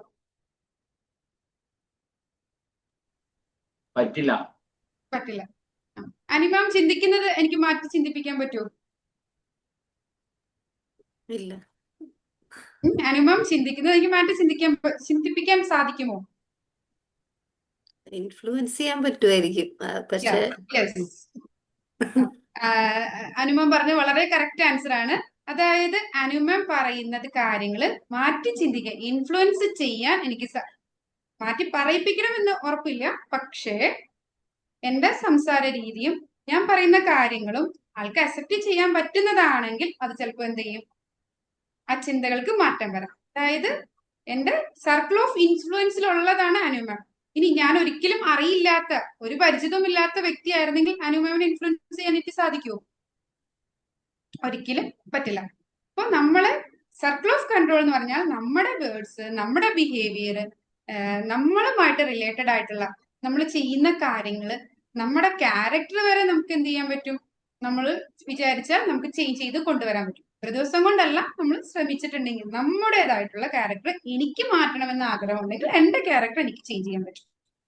പക്ഷെ മറ്റൊരാളുടെ ക്യാരക്ടർ അല്ലെങ്കിൽ മറ്റൊരാളുടെ കാര്യങ്ങള് നമുക്ക് ഇൻഫ്ലുവൻസ് ചെയ്യാൻ ചിലപ്പോൾ സാധിക്കും. ആളുമായിട്ട് ബന്ധങ്ങൾ ഉണ്ടെങ്കിൽ, അതായത് നമ്മുടെ ഫാമിലി റിലേഷൻഷിപ്പ്, ഫ്രണ്ട്ഷിപ്പ് സർക്കിളില്, അല്ലെങ്കിൽ നമുക്കൊരു ട്രസ്റ്റ് കൊടുത്താൽ, നമ്മൾ ഒരുമിച്ച് വർക്ക് ചെയ്യുന്ന ഒരാളൊക്കെ ആണെങ്കിൽ നമുക്ക് അവരുടെ ക്യാരക്ടറിൽ മാറ്റം ഇൻഫ്ലുവൻസ് ചെയ്യാൻ നമുക്ക് സാധിക്കും. അതുപോലെ ഇപ്പൊ നമ്മുടെ വർക്കിംഗ് എൻവയോൺമെന്റ് വളരെ മോശമാണെങ്കിൽ ആ ബുദ്ധിമുട്ട് നമ്മുടെ ലൈഫിൽ എപ്പോഴും എന്ത് ചെയ്യുന്നുണ്ട്, ഇൻഫ്ലുവൻസ് ചെയ്യുന്നുണ്ടാവും അല്ലേ? നമ്മളൊരു മോശം സാഹചര്യത്തിലാണ് വർക്ക് ചെയ്യുന്നതെങ്കിൽ ആ മോശം സാഹചര്യം നമ്മൾ എന്ത് ചെയ്യും, ഇൻഫ്ലുവൻസ് ചെയ്യുന്നുണ്ടാവും. ഇങ്ങനെയുള്ള കാര്യങ്ങൾ നമ്മൾ ഇൻഫ്ലുവൻസ് ചെയ്യുന്നുണ്ട്. പക്ഷെ എന്താണ്, ഈ സർക്കിൾ ഓഫ് കൺസേൺ എന്ന് പറയുന്ന ഈ പറഞ്ഞ വെതർ അല്ലെങ്കിൽ വേൾഡിൽ നടക്കുന്ന ഇവന്റ്സ്, ഇപ്പൊ വാർ സ്റ്റാർട്ട് ചെയ്തു, അത് നമുക്ക് ഇവിടെ ഇരുന്നുകൊണ്ട് വേണ്ട എന്ന് വിചാരിച്ചാൽ എനിക്ക് താല്പര്യമില്ല, വാറൊന്നും വേണ്ട എന്ന് ആഗ്രഹമുള്ള ഒരാളാണ്, ഞാനിവിടെ ഇരുന്ന് ചിന്തിക്കുകയാണ് വാറൊന്നും വേണ്ട, ഞാനിവിടെ ചിന്തിച്ചതുകൊണ്ട് നടപടിയാവോ? ഇല്ല. അപ്പൊ അത് ചിന്തിച്ചാൽ മാറുന്ന, ഇപ്പൊ ആ വാറ് നടത്തുന്നവരാണ് ചിന്തിക്കുന്നതെങ്കിൽ അതിൽ മാറ്റങ്ങൾ വരുത്താൻ പറ്റും. പക്ഷെ ഇതുമായിട്ട് യാതൊരു ബന്ധവുമില്ലാത്ത ഞാനിവിടെ ഇരുന്ന് ചിന്തിച്ചുകൊണ്ട് യാതൊരു മാറ്റവും വരുന്നില്ല. അപ്പൊ അതിന് നമ്മുടെ കാര്യങ്ങളെ നമുക്ക് 3 സർക്കിളിലേക്ക് തിരിക്കാൻ പറ്റും. സർക്കിൾ ഓഫ് കൺട്രോള്, നമുക്ക് കൺട്രോൾ ഉള്ള കാര്യങ്ങൾ. സർക്കിൾ ഓഫ് ഇൻഫ്ലുവൻസ്, നമുക്ക് ഇൻഫ്ലുവൻസ് ചെയ്യാൻ പറ്റുന്നത്. സർക്കിൾ ഓഫ് കൺസേൺ എന്ന് വെച്ചാൽ നമുക്ക് യാതൊരു ബന്ധവും ഇല്ലാത്ത കാര്യങ്ങൾ, നടപടി ആവില്ലാത്ത കാര്യങ്ങളാണ് സർക്കിൾ ഓഫ് കൺസേൺ. അത് എന്നെ സംബന്ധിച്ച് ഉള്ള കാര്യങ്ങളായിരിക്കണമെന്നില്ല. ഈ ഒരു 3 സർക്കിള് ഡിഫറെന്റ് ആയിരിക്കും ഓരോരുത്തർക്കും. ഇപ്പൊ ഞാൻ പറഞ്ഞു ഈ ഒരു വാറ് അത് വേണോ വേണ്ടിയോ എന്ന് വിചാരിക്കാം. അപ്പൊ ആ നടത്തുന്ന ആളുകളുടെ ഹെഡിലിരിക്കുന്ന, തലപ്പത്തിരിക്കുന്നവർക്ക് ചിന്തിച്ചാൽ അത് മാറ്റാൻ പറ്റും. പക്ഷെ എന്നെ സംബന്ധിച്ച് അത് സർക്കിൾ ഓഫ് കൺസേൺ ആണ്. അവരെ സംബന്ധിച്ച് എന്താണ്, ചിലപ്പോൾ അവരുടെ സർക്കിൾ ഓഫ് കൺട്രോളിൽ പെടുന്നതായിരിക്കും. അപ്പൊ നമ്മുടെ ഈ സർക്കിൾ ഓഫ് ഇൻഫ്ലുവൻസും സർക്കിൾ ഓഫ് കൺട്രോളും സർക്കിൾ ഓഫ് കൺസേണും ഡിപ്പെൻഡ് അപ്പോൺ പേഴ്സൺ. ഓരോരുത്തരെ സംബന്ധിച്ചും അത് ഡിഫറെന്റ് ആയിരിക്കും. എനിക്ക് ചില കാര്യങ്ങൾ സർക്കിൾ ഓഫ് കൺട്രോളിൽ വരുന്ന ചില കാര്യങ്ങൾ, നമ്മുടേതായ കാര്യങ്ങൾ എല്ലാം ഓക്കെയാണ്. പക്ഷെ ചിലപ്പോ ഇപ്പൊ ഈ കറന്റ് ഞാൻ ഇവിടുത്തെ കാര്യങ്ങൾ എനിക്ക് ഓക്കെയാണ്, പക്ഷെ വേറൊരാളെ സംബന്ധിച്ച് ഈ ഒരു കാര്യങ്ങൾ ഓക്കെ ആയിരിക്കണമെന്നില്ല. ഓരോ വ്യക്തികളെ സംബന്ധിച്ചും ഈ 3 കാര്യങ്ങളിൽ ഡീവിയേഷൻ വരാം. പക്ഷെ അതിൽ അറിഞ്ഞിരിക്കേണ്ടതാണ്, സർക്കിൾ ഓഫ് കൺട്രോള് ഒരു വ്യക്തിക്ക് കൺട്രോൾ ചെയ്യാൻ പറ്റുന്ന കാര്യങ്ങളാണ്. പൂർണ്ണമായിട്ടും കൺട്രോൾ ചെയ്യാൻ പറ്റുന്ന കാര്യങ്ങളാണ് circle of control. Circle of influence നമുക്ക് പൂർണ്ണമായിട്ടും കൺട്രോൾ ചെയ്യാൻ പറ്റില്ല. ആ ഒരു കാര്യം ഇൻഫ്ലുവൻസ് ചെയ്യാൻ സാധിക്കുന്ന കാര്യങ്ങളാണ് circle of influence. Circle of concern എന്ന് പറഞ്ഞിട്ടുണ്ടെങ്കിൽ നമുക്ക് അതിന് ആ ഒരു കാര്യത്തിൽ മാറ്റം വരുത്താൻ സാധിക്കില്ല. ഈ ഒരു സർക്കിൾ ഓഫ് കൺസേണിൽ നമ്മൾ സങ്കടപ്പെട്ടുകൊണ്ടിരുന്നിട്ടുണ്ടെങ്കിൽ ലൈഫിൽ എന്തെങ്കിലും പ്രയോജനമുണ്ടോ? സർക്കിൾ ഓഫ് കൺസേണിൽ നമ്മൾ ചിന്തിച്ചുകൊണ്ടിരുന്നിട്ടുണ്ടെങ്കിൽ എന്തെങ്കിലും പ്രയോജനമുണ്ടോ? ഇല്ല. ഇന്ന് ജയാമാം ഒന്നും കേറിയിട്ടില്ല. ചന്ദ്രകല മാം പറഞ്ഞോളൂ. നമുക്ക് കൺട്രോൾ ഇല്ലല്ലോ, അപ്പൊ നമുക്ക് അത് നമ്മള് ചിന്തിച്ചിട്ട് കാര്യമില്ല. യെസ്, താങ്ക് യു ചന്ദ്രകല മാം. അതായത് സർക്കിൾ ഓഫ് കൺസേണിൽ നമുക്ക് യാതൊരുവിധ കൺട്രോളും ഇല്ല. പക്ഷെ നമ്മൾ പലവരും ചെയ്യുന്നത്, നമുക്ക് സ്ട്രെസ് ഉണ്ടാകുന്നതിനും ഒക്കെ കാരണം, ഇപ്പൊ വെതർ പോലുള്ള കാര്യങ്ങൾ പറയുമ്പോൾ നമ്മൾ എല്ലാവരും വിചാരിക്കും ഓ ഞാൻ സർക്കിൾ ഓഫ് കൺസേണിൽ എന്ത് ചെയ്യുന്നില്ല, പോകാറില്ല, പിന്നെ ഞാൻ ഇങ്ങനത്തെ കാര്യങ്ങളൊന്നും ചിന്തിക്കാറില്ല. പക്ഷെ നമ്മുടെ ലൈഫിലെ കുഞ്ഞു കുഞ്ഞു കാര്യങ്ങൾ വരുമ്പോ നമ്മുടെ വിചാരം ഈ കിടക്കുന്ന സർക്കിൾ ഓഫ് കൺസേണിലുള്ള കാര്യം നമ്മുടെ കൺട്രോളിലാന്ന് പലപ്പോഴും ചിന്തിച്ചു.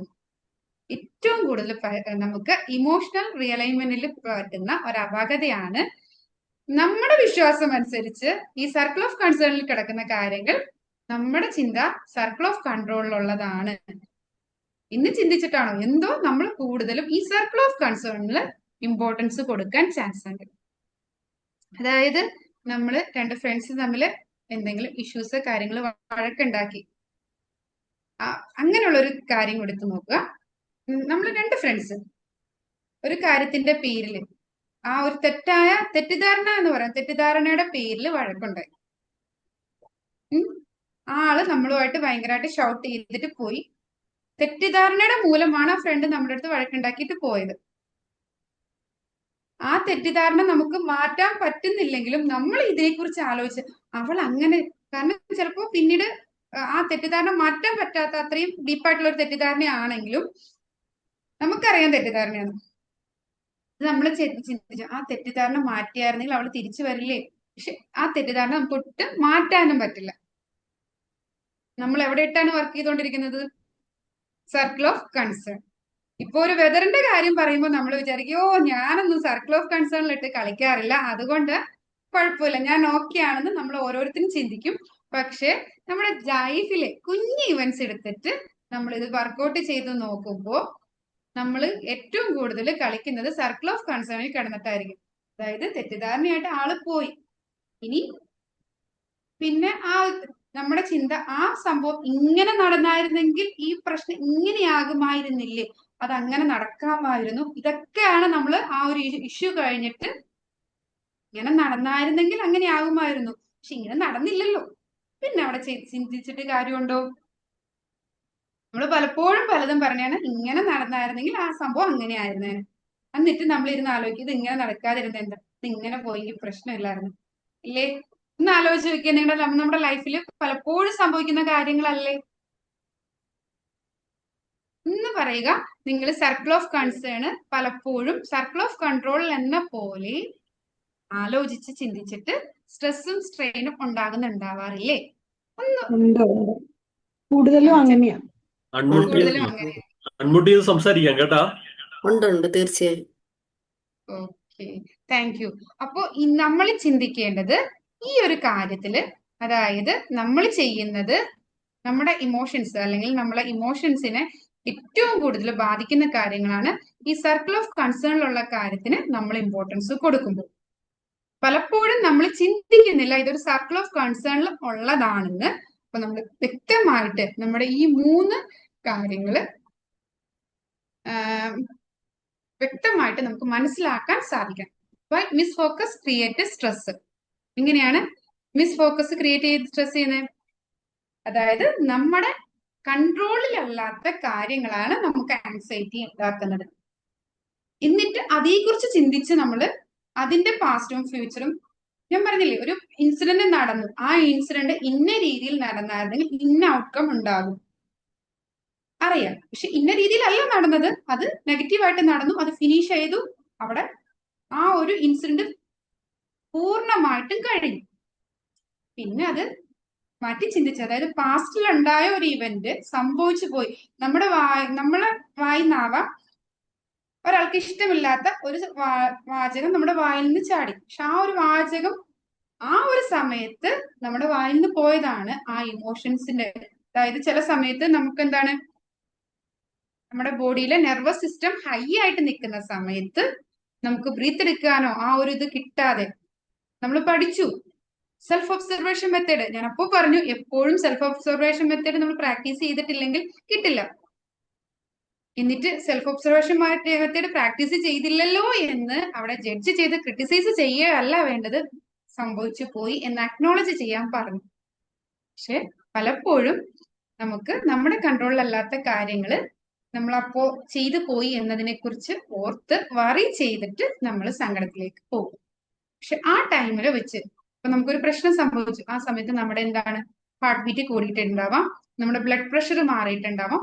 ആ ബ്ലഡ് പ്രഷർ കൂടിയതിന്റെ പേരിലായിരിക്കും നമ്മൾ ചിലപ്പോ വളരെ ഷൗട്ട് ചെയ്തിരിക്കുന്നത്.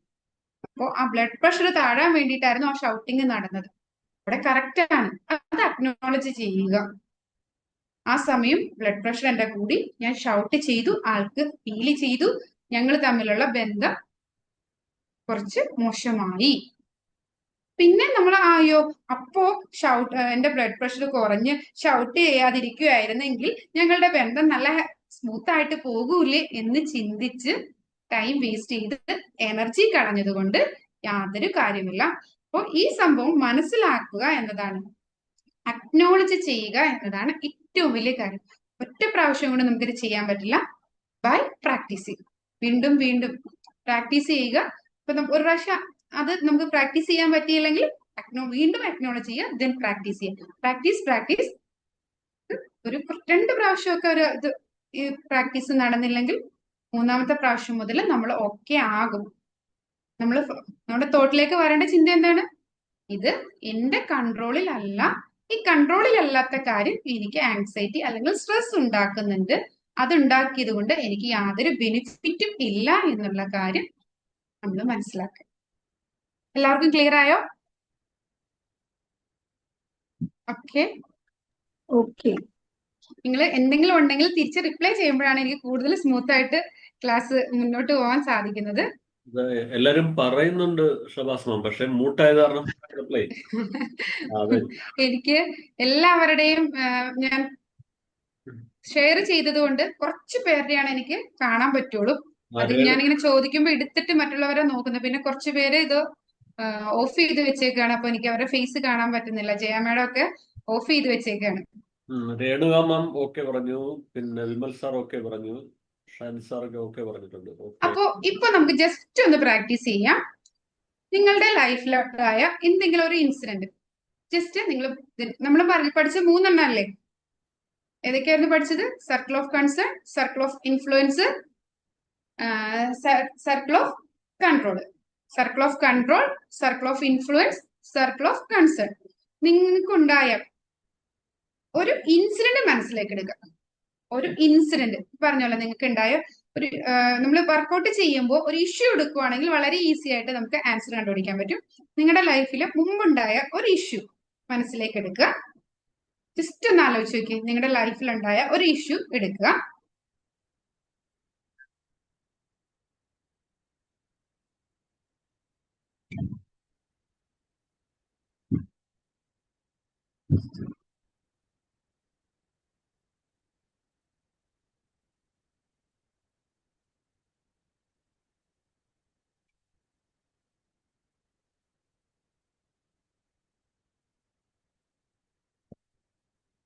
ഉണ്ടായ ഒരു കറണ്ട് ഇഷ്യൂ മനസ്സിലാക്കി എടുത്തോ? എല്ലാവരും എടുത്തോ?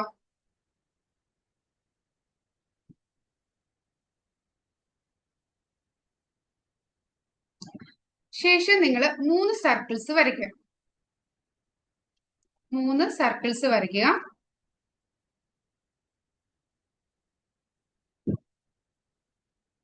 മൂന്ന് സർക്കിൾസ് വരച്ചിട്ട് ആ ഇൻസിഡന്റിന്റെ, നിങ്ങൾ മനസ്സിലെടുത്ത ആ ഇൻസിഡൻസിന്റെ circle of control, circle of influence, circle of concern. വെറുതെ ഏതാണ് സർക്കിൾ ഓഫ് കൺട്രോൾ, ഏതാണ് circle of influence, circle of concern അങ്ങനെയല്ല ഞാൻ ഉദ്ദേശിച്ചത്. ആ ഒരു കറണ്ട് എടുത്ത ഇഷ്യൂവിന്റെ, അല്ലെങ്കിൽ നമ്മൾ ചിന്തിച്ചിട്ടുണ്ടെങ്കിൽ ഈ പറഞ്ഞുള്ള വെതർ അതുപോലുള്ള നോർമൽ കാര്യങ്ങളൊന്നും സർക്കിൾ ഓഫ് കൺസേണിൽ പെട്ടതാണ്, അതൊന്നും ഞാൻ എന്റെ ലൈഫിൽ എടുക്കാറില്ല എന്നൊരു തോട്ടിലേക്ക് വരും. അതുകൊണ്ടാണ് ഞാൻ ആദ്യം പറഞ്ഞ നിങ്ങളുടെ ലൈഫിൽ ഉണ്ടായ ഒരു ഇൻസിഡന്റ് എടുത്ത ശേഷം ഈ 3 ആയിട്ട് തിരിക്കുക. നിങ്ങളുടെ ലൈഫിൽ ഉണ്ടായ ഒരു ഇൻസിഡന്റ് എടുക്കുക. ആ ഇൻസിഡന്റില് ഫസ്റ്റ് സർക്കിൾ ഓഫ് കൺട്രോൾ, നിങ്ങളുടെ കൺട്രോളിൽ ഉണ്ടായിരുന്ന കാര്യങ്ങൾ എന്തൊക്കെയായിരുന്നു എഴുതുക. നിങ്ങളുടെ സർക്കിൾ ഓഫ് കൺട്രോൾ, ആ ഇൻസിഡന്റിൽ നിങ്ങളുടെ കൺട്രോളിൽ ഉണ്ടായിരുന്ന കാര്യങ്ങൾ എന്തൊക്കെയാണ്?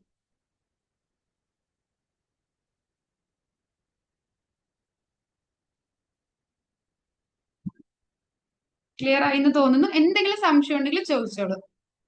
അനു മാം എന്തെങ്കിലും ഡൗട്ട് ഉണ്ടോ? ഇല്ല. മനസ്സിലായെന്ന് തോന്നുന്നു. അല്ല, മാമിന്റെ ഫ്രേസ് കണ്ടപ്പോ എനിക്ക് ഏത് രീതിയിലാണ് എഴുതണ്ടേന്ന് ഡൗട്ട് ഫീൽ ഞാനത് ചെയ്തത് തോന്നി. ഞാനത് തിങ്ക് ചെയ്യായിരുന്നു. ഓക്കെ, അതായത് നമ്മുടെ ലൈഫിലുണ്ടായ ഒരു ഇൻസിഡന്റ് എടുക്കുക, then ആ ഇൻസിഡന്റിന്റെ സർക്കിൾ ഓഫ് കൺട്രോൾസ്. ഫസ്റ്റ് ആദ്യം നിങ്ങൾ ഇൻസിഡന്റ് എടുക്കുക, ഒറ്റ ഇൻസിഡന്റ് എടുത്തിട്ട് ചെയ്താൽ മതി കേട്ടോ. ഒരുപാട് ഇൻസിഡന്റ് എടുക്കല്ലേ, ജീവിതത്തിലെ ഏതെങ്കിലും ഒരു ഇൻസിഡന്റ്.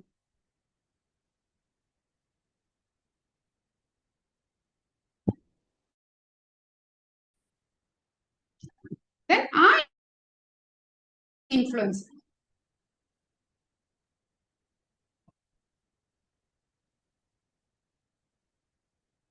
അതായത് സർക്കിൾ ഓഫ് ഇൻഫ്ലുവൻസ് എന്ന് പറയുമ്പോൾ ആ ഇൻസിഡന്റ് നടന്ന അറ്റ്മോസ്ഫിയർ ആവാം, അല്ലെങ്കിൽ ആ ഒരു ഏരിയ, അങ്ങനെയുള്ള കാര്യങ്ങളൊക്കെ ആവാം ചിലപ്പോ. അല്ലെങ്കിൽ അവരുടെ എന്താണ് റിലേഷൻഷിപ്പ്, അങ്ങനെ എന്താണോ നിങ്ങളെ ഇൻഫ്ലുവൻസ് ചെയ്യുന്ന ആ സർക്കിൾ ഓഫ് ഇൻഫ്ലുവൻസ് എന്താണ്?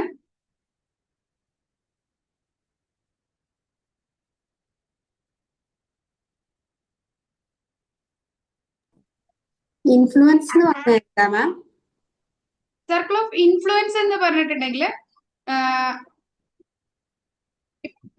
ഏറ്റവും പറയുകയാണെങ്കിൽ ആ ഒരു കാര്യത്തിൽ ഇപ്പൊ ഞാൻ ഫസ്റ്റില് ചോദിച്ചില്ലേ, ഇപ്പൊ ഒരു കാര്യം വെറുതെ മാറ്റി പറയിക്കുക എന്ന് പറഞ്ഞിട്ടുണ്ടെങ്കിൽ, ഒരു വാക്ക് പറഞ്ഞു, ആളുടെ അടുത്ത് പറഞ്ഞു, ഇപ്പോ നമ്മൾ ഒരു പരിചയമില്ലാത്ത ഒരു വ്യക്തിയുടെ അടുത്ത് ഒരു കാര്യം പറഞ്ഞിട്ട് അതൊന്ന് റിപ്പീറ്റ് ചെയ്ത് പറയുമ്പോൾ അങ്ങനെയുള്ള രീതിയിലുള്ള കാര്യങ്ങളാണ് എന്താണ്, നമുക്കൊരിക്കലും കൺട്രോൾ ഇല്ലാത്ത കാര്യങ്ങളാണ് സർക്കിൾ ഓഫ് കൺസേൺ. എന്നാൽ സർക്കിൾ ഓഫ് ഇൻഫ്ലുവൻസ് എന്ന് പറഞ്ഞാൽ ഇപ്പൊ അനു മാമിന്റെ അല്ലെങ്കിൽ ചന്ദ്രകല മാമിന്റെ അല്ലെങ്കിൽ ജയ മാമിന്റെ ഒക്കെ ഇപ്പൊ ഉള്ള ഒരു പെർസെപ്ഷൻ ഉണ്ടാവും. ആ പെർസെപ്ഷന് ചേഞ്ച് വരുത്താൻ ഇപ്പൊ ഞാൻ കുറെ സംസാരിച്ചു കഴിയുമ്പോൾ ആ പെർസെപ്ഷനിൽ ഒരു ചേഞ്ച് വരുത്താൻ മേ ബി എനിക്ക് സാധിക്കും. എന്തുകൊണ്ട്? നമ്മൾ തമ്മിലൊരു റിലേഷൻഷിപ്പ് ഉണ്ട്. ഇപ്പൊ നമ്മൾ ഈ ഒരു ക്ലാസ്സിൽ ഒരുമിച്ചിരിക്കുമ്പോൾ ഒരു റിലേഷൻഷിപ്പ് ഉണ്ട്. ആ റിലേഷൻഷിപ്പ് ഉള്ളത് കൊണ്ട് എനിക്ക് എന്താണ് ആ തോട്ടിൽ ചേഞ്ചസ് വരുത്താൻ സാധിക്കും. റിലേഷൻഷിപ്പ് ഉള്ളത് കൊണ്ട്, ആ ഇൻഫ്ലുവൻസ് ഉള്ളത് കൊണ്ട് നമുക്ക് മാറ്റം വരുത്താൻ പറ്റും. അപ്പൊ ആ ഒരു ഇൻഫ്ലുവൻസ് ആണ്, റിലേഷൻഷിപ്പ് പോലുള്ള ആ ഇൻഫ്ലുവൻസ് ആണ് സർക്കിൾ ഓഫ് ഇൻഫ്ലുവൻസിൽ വരുന്നത്. മേ ബി ഈ ഒരു ക്ലാസ്സിൽ കയറിയില്ല, ഞാൻ ഒരിക്കലും അറിയാൻ പാടില്ലാത്ത ഒരു വ്യക്തിയായിരുന്നു ജയ മാം അല്ലെങ്കിൽ അനു മാം അല്ലെങ്കിൽ ചന്ദ്രകല മാം എങ്കിൽ ഞാൻ എന്തെങ്കിലും ഒരു കാര്യം അവിടെ നിന്ന് പറഞ്ഞിട്ടുണ്ടെങ്കിൽ പോയി പണി നോക്ക്, ഞാൻ അല്ലേ, ഇത് പറയാൻ എന്റെ അടുത്ത് ഇതൊക്കെ പറയാൻ ആരാണ് അല്ലേ? നമുക്ക് എന്താണ് അവിടെ അവരെ കൺട്രോൾ ചെയ്യാനൊന്നും സാധിക്കില്ല. അപ്പൊ ഫാമിലി റിലേഷൻഷിപ്പ് ആവാം, അല്ലെങ്കിൽ എന്താ ഫ്രണ്ട്ലി റിലേഷൻഷിപ്പ് ആവാം, ഇങ്ങനെയുള്ള കാര്യങ്ങൾ. ഇത് റിലേഷൻഷിപ്പ് മാത്രമല്ല, ഇപ്പൊ നമ്മളൊരു ജോലി, ഞാൻ പറഞ്ഞു നമ്മളൊരു സ്ഥലത്ത് ജോലി ചെയ്യാണ്, അവിടുത്തെ ബോസ് ഭയങ്കര പ്രശ്നക്കാരനാണ്, എപ്പോഴും ദേഷ്യപ്പെടുന്ന ആളാണ്. നമുക്ക് ആ ദേഷ്യത്തിന്റെ ആ ഒരു ഇൻഫ്ലുവൻസ് നമ്മുടെ ലൈഫിൽ ഉണ്ടാവും സ്വാഭാവികമായിട്ടും, അല്ലെ? ഒരു ഇൻഫ്ലുവൻസ് നമുക്ക് ഉണ്ടാവും. അതായത് നമ്മൾ ഒരു ജോലി ചെയ്യുന്ന സാഹചര്യം മോശമാണെങ്കിൽ ആ ഒരു ഇൻഫ്ലുവൻസ് നമ്മുടെ ഉണ്ടാവും. പകരം നമ്മൾ ജോലി ചെയ്യുന്ന വളരെ ഹാപ്പി ഒരു സ്ഥലത്താണെങ്കിൽ നമ്മുടെ ലൈഫിൽ ആ ഒരു ഹാപ്പിനെസിന്റെ ആ ഒരു ഇൻഫ്ലുവൻസ് ഉണ്ടാവും. അപ്പൊ അതുപോലെ നമുക്ക് വേറെ എന്തെങ്കിലും ഇഷ്യൂസ് കാര്യങ്ങളൊക്കെ വരുമ്പോൾ നമ്മൾ ഇൻഫ്ലുവൻസ് ചെയ്യുന്ന ചില കാര്യങ്ങളുണ്ട്. ഞാനിപ്പോ ഒരു ഇൻസിഡന്റിനെ സംബന്ധിച്ചാണ് എഴുതാൻ പറഞ്ഞത്. ഇൻസിഡന്റ് അല്ലാതെ ഇപ്പൊ നമ്മുടെ ജോലി സ്ഥലമാകാം, അല്ലെങ്കിൽ നമ്മുടെ ഫ്രണ്ട്സ് ആകാം, അല്ലെങ്കിൽ ഇപ്പൊ ചില വാക്കുകള്, ചില ന്യൂസുകൾ, ഇതൊക്കെ ചിലപ്പോ എന്ത് ചെയ്യാം, മറ്റുള്ളവരെ ഇൻഫ്ലുവൻസ് ചെയ്യാം. ഒരു ഇഷ്യൂ നടന്നപ്പോൾ ആ ഒരു ന്യൂസ് ആയിരിക്കാം ആ ഇഷ്യൂയിലേക്ക് എത്തിച്ചേരിക്കുന്നത്. അപ്പൊ അവിടെ ഒരു ഇൻഫ്ലുവൻസ് ഉണ്ട്. പകരം ആ ന്യൂസ് ചിലപ്പോൾ കേട്ടിട്ടില്ലെങ്കിൽ എന്താണ്, അവിടെ ഇൻഫ്ലുവൻസ് വരില്ല. നമ്മുടെ ഒരു ഇഷ്യൂവിനെ സംബന്ധിച്ചാണെങ്കിൽ ആ ഇഷ്യൂയിലേക്ക് കൊണ്ടെത്തിക്കാൻ കാരണമുള്ള വസ്തുക്കളെയാണ് നമ്മൾ സർക്കിൾ ഓഫ് ഇൻഫ്ലുവൻസ് എന്ന് പറയുന്നത്. നമ്മളെ അഫക്ട് ചെയ്യുന്നത് എന്താന്ന് വെച്ചാൽ അതാണ് ഇൻഫ്ലുവൻസ് അല്ലേ? നമ്മളെ ബാധിക്കുന്നത്, പൂർണ്ണമായിട്ടും ബാധിക്കുന്നതല്ല, നമുക്ക് മാറ്റാൻ സാധിക്കും. ഇൻഫ്ലുവൻസ് നമുക്ക് എന്താണ്, ഇപ്പോ ഈ ഒരു ജോലി സ്ഥലം എനിക്ക് ബുദ്ധിമുട്ടാണെങ്കിൽ ആ സ്ഥലത്ത് നിന്ന് ഞാൻ അടുത്ത സ്ഥലത്തേക്ക് മാറി, ആ സർക്കിൾ ഓഫ് ഇൻഫ്ലുവൻസ് നമുക്ക് കട്ട് ചെയ്യാൻ സാധിക്കും. പക്ഷെ ചില സമയത്ത് പൂർണ്ണമായും നമുക്ക് മാറ്റാൻ പറ്റില്ല സർക്കിൾ ഓഫ് ഇൻഫ്ലുവൻസ്. അതായത് നമുക്ക് ജോലി അത്യാവശ്യമാണ്, നമുക്ക് മറ്റൊരു ജോലി കിട്ടിയില്ലെങ്കിൽ നമ്മൾ എന്താണ് ആ മോശം സാഹചര്യത്തിൽ വർക്ക് ചെയ്യേണ്ടത് ആവശ്യമായിട്ട് വരും. എന്നാൽ സർക്കിൾ ഓഫ് കൺട്രോൾ ആണെങ്കിൽ എന്താണ്, നമുക്ക് പൂർണ്ണ അധികാരമുള്ളതാണ്. ഞാൻ പറയുന്ന വാക്കുകൾ, ഞാൻ പറയുന്ന പ്രവൃത്തി, എനിക്ക് ഇവിടെ നിൽക്കാൻ താല്പര്യമില്ലേ, അങ്ങോട്ട് മാറാം. സർക്കിൾ ഓഫ് കൺട്രോളും ഇൻഫ്ലുവൻസും. കൺട്രോൾ എന്ന് പറഞ്ഞാൽ 100% നമുക്ക് അവിടെ വർക്ക് ചെയ്യാൻ പറ്റും. ആ സർക്കിൾ ഓഫ് കൺട്രോളിൽ വരുമ്പോ നമുക്ക് 100% അതിൽ നിന്ന് ഔട്ട്കം കിട്ടും. ഇൻഫ്ലുവൻസ് ആകുമ്പോൾ ഒരു 50% ആണ്. സർക്കിൾ ഓഫ് കൺസേൺ ആകുമ്പോൾ 0%. അതാണ് അതിൽ വരുന്നത്. അപ്പൊ നിങ്ങൾ ചോദിക്കുമ്പോൾ പറയും വർക്ക് പ്ലേസ് മാറാൻ പാടില്ല, അത് പൂർണ്ണമായിട്ടും എനിക്ക് അങ്ങോട്ട് മാറിയാൽ പോരെ. പക്ഷെ നമുക്ക് മറ്റൊരു ജോലി കിട്ടണം, അത് അതേ സാലറി കിട്ടണമായിരിക്കും, അങ്ങനെ പല കാര്യങ്ങളോട് വരുന്നു. അപ്പൊ അവിടെ എന്താ നമ്മുടെ പൂർണ്ണമായിട്ടുള്ള ഒരു ഇത് വരുന്നില്ല, മാറാം എന്നാലും ഒരു ചെറിയ. അപ്പൊ അവിടെ എന്താണ് നമുക്കൊരു ചോയ്സിന് ഒരു 50% വരുന്നുള്ളൂ. മറ്റേത് സർക്കിൾ ഓഫ് കൺട്രോൾ എന്ന് പറഞ്ഞാൽ 100% ഉള്ളതിനെയാണ് സർക്കിൾ ഓഫ് കൺട്രോൾ എന്ന് പറയുന്നത്. എന്തും 100% വന്നാൽ അത് സർക്കിൾ ഓഫ് കൺട്രോൾ, ഒരു 50% വരുന്നതാണ് സർക്കിൾ ഓഫ് ഇൻഫ്ലുവൻസ്. 0% നമുക്ക് അതുമായിട്ട് റിലേഷൻഷിപ്പ്, ആ ഒരു ഇൻസിഡന്റുമായിട്ടുള്ള ബന്ധമില്ലായ്മ വരുമ്പോൾ അത് നമ്മൾ സർക്കിൾ ഓഫ് കൺസേൺ എന്ന് പറയും. ഇപ്പൊ ക്ലിയർ ആയോ? അപ്പൊ നിങ്ങൾക്ക് അത് മൂന്നും എഴുതാൻ സാധിച്ചോ? ഇൻഫ്ലുവൻസ് എന്നാന്ന് മനസ്സിലായില്ല. ഇൻഫ്ലുവൻസ് എന്ന് പറഞ്ഞാൽ നമ്മളെ ഒരു സിറ്റുവേഷനിൽ നമ്മളെ അഫക്ട് ചെയ്ത കാര്യമാണോ ഇൻഫ്ലുവൻസ്? നമ്മളെ അഫക്റ്റ് ചെയ്യുന്ന കാര്യങ്ങളാണ് സർക്കിൾ ഓഫ് ഇൻഫ്ലുവൻസ്. അതായത് ആ അഫക്റ്റ് ചെയ്യുന്ന കാര്യങ്ങള് പൂർണ്ണമായിട്ടും വരുന്നില്ല, എന്നാൽ നമ്മൾ അഫക്റ്റ് ചെയ്യുകയും ചെയ്യുന്നുണ്ട്. പൂർണ്ണമായും നമുക്ക് അവിടെ നിന്ന് ഇപ്പോ ജോലി സ്ഥലമാണ്, നമുക്ക് ജോലി അത്യാവശ്യമാണ്, പൂർണ്ണമായിട്ടും നമുക്ക് മാറാൻ പറ്റണമെന്നില്ല. അവിടെ എന്താണ് നമുക്ക് കൺട്രോളിലാണെങ്കിൽ എന്താണ് സർക്കിൾ ഓഫ് കൺട്രോളിലാണ് ആ ജോലി നിൽക്കുന്നതെങ്കിൽ ഈ ജോലി ഇട്ട് കളഞ്ഞിട്ട് അടുത്ത ജോലിയിലേക്ക് പോകും. അവിടെ നമുക്ക് എന്താണ് 100 ഒരു ജോലി തന്നെ സർക്കിൾ ഓഫ് കൺട്രോളും സർക്കിൾ ഓഫ് ഇൻഫ്ലുവൻസ് ആയിട്ട് മാറിയത് നമുക്ക് നോക്കാം. അതായത് ഒരാളുടെ ഒരു ജോലി, എനിക്കിപ്പോ ഈ ജോലി ഇല്ലെങ്കിൽ അടുത്ത ജോലി പെട്ടെന്ന് കിട്ടുന്ന അത്രയും പവർഫുൾ ആയിട്ടൊരു വ്യക്തിയാണെങ്കിൽ അയാൾക്ക് സർക്കിൾ ഓഫ് കൺട്രോളിലാണ് ആ ജോലി ഇരിക്കുന്നത്. ആ ജോലി ഇട്ടെറിഞ്ഞ് അടുത്ത ജോലിയിലേക്ക് പോയപ്പോൾ അത് സർക്കിൾ ഓഫ് കൺട്രോൾ. ഇനി സർക്കിൾ ഓഫ് ഇൻഫ്ലുവൻസ് ആകുമ്പോൾ എന്താണ് മാറുന്നത്? എനിക്ക് അടുത്തൊരു ജോലി കിട്ടണമെങ്കിൽ കുറച്ച് ഈ ഒരു സാലറിയിൽ അങ്ങനെ എനിക്കൊരു ജോലി കിട്ടണമെങ്കിൽ ഇത്തിരി ബുദ്ധിമുട്ടാണ്. അപ്പൊ അവിടെ എന്താ ആ സെയിം സംഭവം എന്തായി മാറി? സർക്കിൾ ഓഫ് ഇൻഫ്ലുവൻസ് ആയിട്ട് മാറി. അപ്പൊ ഈ പറഞ്ഞ ഈ 3 കാര്യങ്ങളും ഓരോ വ്യക്തികളെ വെച്ചിട്ട് സർക്കിൾ ഓഫ് കൺട്രോളും സർക്കിൾ ഓഫ് ഇൻഫ്ലുവൻസും സർക്കിൾ ഓഫ് കൺസേണും ചേഞ്ച് ആയി വരും. ആ ഓരോ കാര്യങ്ങള് ഓരോരുത്തരെയും ഡിപ്പെൻഡ് ചെയ്തിരിക്കും. അതല്ലേ ഞാൻ പറഞ്ഞത്. ഇപ്പൊ സർക്കിൾ ഓഫ് കൺസേൺ നമുക്ക് ഇപ്പൊ വാറ് നടക്കുന്നത് നമ്മളിപ്പോ ഈ ഗ്രൂപ്പിലിരിക്കുന്ന എല്ലാവരെയും സംബന്ധിച്ചും സർക്കിൾ ഓഫ് കൺസേൺ ആണ്. നമുക്ക് അതിൽ യാതൊരു മാറ്റവും വരുത്താൻ പറ്റില്ല. പക്ഷെ അത് നടത്തുന്ന ആ വ്യക്തികൾക്ക് അതെന്താണ് സർക്കിൾ ഓഫ് കൺട്രോളിലുള്ളതാണ്. ചേഞ്ചസ് വരുന്നത് ക്ലിയർ ആയില്ലേ? അതുകൊണ്ട് നമുക്ക് ഫിക്സ്ഡ് ആയിട്ട് പറയാൻ പറ്റില്ല. ഇത്രയേ ഉള്ളൂ സർക്കിൾ ഓഫ് കൺട്രോളിൽ നമ്മുടെ കൺട്രോളിലുള്ളത്, ഇൻഫ്ലുവൻസ് നമ്മളെ അഫക്ട് ചെയ്യുന്നത്, കൺസേൺ ഒരു ബന്ധവും ഇല്ലാത്തത്. ജയമം ക്ലിയർ ആയില്ലേ? ജയമം മാഡം ഒരു സംശയം. പറഞ്ഞോളൂ. മാഡം ഇപ്പൊ നമ്മള് ഇൻഫ്ലുവൻസ് പറയുമ്പോ നമ്മള് മറ്റുള്ളവർക്ക് ഇൻഫ്ലുവൻസ് ചെയ്യാന്നാണോ ഉദ്ദേശിക്കുന്നത്? ഇത് ഞാൻ മറ്റുള്ളവരെ കുറിച്ചല്ല ഇപ്പൊ ചെയ്യാൻ പറഞ്ഞത്. മറ്റുള്ളവരുടെയും ഇതുപോലെ തന്നെ വരും. ഇപ്പൊ ഞാൻ ഒരു ആക്ടിവിറ്റി ആയിട്ട് ചെയ്യാൻ പറഞ്ഞത് നമ്മുടെ ഒരു പ്രശ്നം. കാരണം മറ്റുള്ളവരുടെ പ്രശ്നങ്ങൾ മാറ്റുന്നത് ഈ പറഞ്ഞതുപോലെ ഈ സർക്കിൾ ഓഫ് ഇത് വരുമ്പോ നമുക്ക് നമ്മുടെ പ്രശ്നങ്ങളാണ് ചേഞ്ച് ചെയ്യാനും മാറ്റാനും പറ്റുള്ളൂ. മറ്റുള്ളവർക്ക് ഇൻഫ്ലുവൻസ് കൊടുക്കാനോ പറ്റുള്ളൂ. മറ്റുള്ളവരുടെ പ്രശ്നങ്ങൾ നമ്മുടെ കൺട്രോളിലല്ല, പക്ഷെ എന്റെ പ്രശ്നങ്ങൾ എന്റെ കൺട്രോളിലാണ്. എന്റെ പ്രശ്നങ്ങൾ എനിക്ക് ചേഞ്ച് ചെയ്യാൻ പറ്റും. മറ്റുള്ളവരുടെ പ്രശ്നങ്ങൾക്ക് നമുക്ക് ഇൻഫ്ലുവൻസ് ചെയ്യാനേ പറ്റുള്ളൂ. നിങ്ങൾക്ക് സ്വന്തമായിട്ടൊരു ERA ഇമോഷണൽ റിയലൈൻമെന്റ് നടത്താം. ഞങ്ങൾ അങ്ങനെയാണ് പഠിപ്പിച്ചത്. നിങ്ങൾ ERA ട്രെയിനർ ആക്കി മാറ്റാം എന്നാണ് പഠിപ്പിച്ചത്. പക്ഷെ മറ്റൊരാൾക്ക് നമ്മളത് ചെയ്യുമ്പോൾ അയാള് ഈ പറയുന്ന കാര്യങ്ങൾ അക്സെപ്റ്റ് ചെയ്താൽ മാത്രമാണ് അവിടെ ചേഞ്ച് വരും. നമ്മളെ ഒരാൾ വഴക്ക് പറഞ്ഞു, അപ്പം അത് നമ്മുടെ കൺട്രോളിലുള്ള കാര്യമേ അല്ല.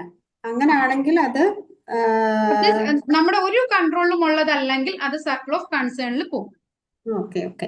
ഇനിയിപ്പോ നമുക്ക് കുറച്ച് അവനോട് പറഞ്ഞ് മനസ്സിലാക്കാൻ പറ്റുന്നതാണ് സർക്കിൾ ഓഫ് ഇൻഫ്ലുവൻസ്. ഇൻഫ്ലുവൻസിലേക്ക് വരുന്നത്. നമുക്ക് ഫുള്ളായിട്ട് ആ സിറ്റുവേഷനെ അവോയ്ഡ് ചെയ്യാൻ പറ്റുമ്പോൾ അത് സർക്കിൾ ഓഫ് കൺട്രോളിൽ വരും. ഓക്കെ, വെരി ഗുഡ്, കറക്റ്റ് ആണ് ചെയ്യാം. ഓക്കെ മാം, മനസ്സിലായി. അപ്പൊ ഇപ്പൊ നിങ്ങളുടെ ഇഷ്യൂടെ 3 തിരിക്കാനുള്ള കാര്യം അതായത് നമ്മുടെ വറീസിനെ അല്ലെങ്കിൽ നമ്മുടെ പ്രശ്നങ്ങളെ നമുക്ക് കറക്റ്റ് ആയിട്ട് തിരിക്കാൻ ഇപ്പൊ ഈ ക്ലാസ്സിൽ നിന്ന് കിട്ടി എന്ന് പറഞ്ഞു. അപ്പൊ നമ്മൾ എന്താ ചെയ്യേണ്ടത്? Act only in circle of control. നമുക്ക് കൺട്രോളുള്ള കാര്യങ്ങളിലാണ് നമ്മൾ ആക്ട് ചെയ്യാവുള്ളൂ. ക്ലിയർ? നമുക്ക് എവിടെയാണോ കൺട്രോൾ ഉള്ളത്, circle of concern, release the rest. അതായത് ഇപ്പോ വാർ നടക്കുന്നുണ്ട്, ആ ഇൻഫർമേഷൻസ് ബാക്കിയുള്ള കാര്യം നമ്മുടെ ലൈഫിൽ ആവശ്യമുണ്ടെങ്കിൽ അത് അറിയുക. ഇപ്പൊ ഒരു ബിസിനസ്സുകാരനാണ് എങ്കിൽ ആ ഇൻഫർമേഷൻസ്, കാരണം ചിലപ്പോ പ്രോഡക്റ്റിന്റെ റേറ്റ് കൂടും, അതെല്ലാം കൂടും, അതേക്കുറിച്ച് അറിയുക. ഈ പ്രോഡക്റ്റിന് റേറ്റ് കൂടിയിട്ടുണ്ടെങ്കിൽ ഏത് രീതിയിൽ അവരുടെ ബിസിനസ് മെയിൻറ്റെയിൻ ചെയ്ത് കൊണ്ടുപോകാം എന്നുള്ള കാര്യങ്ങൾ ചിന്തിക്കുക. അല്ലാതെ അയ്യോ വാറ് തുടങ്ങി എന്റെ പ്രോഡക്റ്റിന് വില പ്രശ്നം വരും, ഇത് അങ്ങനെയാകും എന്ന് ചിന്തിച്ച് സങ്കടപ്പെട്ടത് കൊണ്ട് ഒരു പ്രയോജനവും അവിടെ ഇല്ല. ക്ലിയർ? അതാണ് പറയാൻ ഉദ്ദേശിച്ചത്. അതായത് സർക്കിൾ ഓഫ് കൺട്രോളിലുള്ള കാര്യങ്ങൾ നമ്മള് മാത്രം, ഈ മൂന്നും മാറിക്കൊണ്ടിരിക്കും ഓരോ പേഴ്സണെ സംബന്ധിച്ച്. പക്ഷെ act only in circle of control, നമ്മുടെ കൺട്രോളിലുള്ള കാര്യങ്ങൾ മാത്രം ചിന്തിക്കുക. ഇപ്പൊ കറന്റ്ലി സംഭവിക്കുന്നതാണ്, വാറ് നടക്കുന്നുണ്ട്, അവിടെ എന്താണ് കടലെടുക്ക് അടച്ചു, എല്ലാ പ്രോഡക്റ്റിനും റേറ്റ് കൂടും, അങ്ങനെയുള്ള കാര്യങ്ങളൊക്കെ പറയുന്നുണ്ട്. അത് ചിന്തിച്ച് സങ്കടപ്പെടുന്ന, അത് ചിന്തിച്ച് വിഷമിക്കുന്ന ആളുകൾ ഒത്തിരി പേരുണ്ട്. ശരിയാണ്, ചിലപ്പോൾ അവരുടെ ബിസിനസിനെ അത് ബാധിക്കുന്നുണ്ടാകും. പക്ഷെ ഇപ്പൊ റീസെന്റ് ചെയ്യാൻ പറ്റുന്ന എങ്ങനെയാ, അവരുടെ ബിസിനസിനെ എങ്ങനെ സേഫ് ആക്കാം എന്ന് ചിന്തിച്ച് അതിലേക്ക് മാറും. അല്ലാതെ ഇതേക്കുറിച്ച് ആലോചിച്ച് ബിസിനസ്സിൽ ഇൻവെസ്റ്റ് ചെയ്യുന്ന ടൈം ഈ വാറിന്റെ നെഗറ്റീവ്സിനെ കുറിച്ചും പോസിറ്റീവ് കുറിച്ചും ആലോചിച്ച് സമയം കളഞ്ഞിട്ടുണ്ടെങ്കിൽ അവർക്ക് ലൈഫിൽ ഹെൽപ്പ് ഉണ്ടാവോ, ഉയർച്ച ഉണ്ടാവോ? ഒരിക്കലും ഇല്ല. ഇപ്പൊ മനസ്സിലായോ? ഞാനിപ്പോ ഒരു വാറിന്റെ ഇത് വെച്ചിട്ട് നിങ്ങൾക്ക് എക്സാമ്പിൾ ആയിട്ട് പറഞ്ഞതാണ്. നിങ്ങളുടെ കൺട്രോളിലുള്ള, സർക്കിൾ ഓഫ് കൺട്രോളിലുള്ള കാര്യങ്ങൾ ചിന്തിച്ച് നിങ്ങൾ എന്ത് ചെയ്യാം, ചെയ്യുക. ഇനി നമ്മുടെ ജോലി സാഹചര്യം വളരെ മോശമാണ്, പക്ഷെ അവിടെ നമ്മൾ നിന്നേ പറ്റുള്ളൂ. നമുക്ക് ചെയ്യാവുന്ന നമ്മുടെ മൈൻഡിന് നമ്മൾ സെറ്റ് ചെയ്തിടുക. അവിടെ നിന്ന് നമ്മൾ നെഗറ്റീവ്സ് കേൾക്കുമ്പോ ആ നെഗറ്റീവ്സ് നമ്മളെ, എനിക്കത് കൺട്രോൾ ചെയ്യാൻ പറ്റാത്തതാണ്, അതുകൊണ്ട് ഞാൻ അത് ഇമോഷണൽ എടുക്കില്ല എന്ന് അക്നോളജ് ചെയ്ത് നമ്മൾ എന്താണ് കോൺഷ്യസ്ലി പറഞ്ഞ് ആ നമ്മുടെ ബ്രെയിനെ സെറ്റ് ആക്കുക.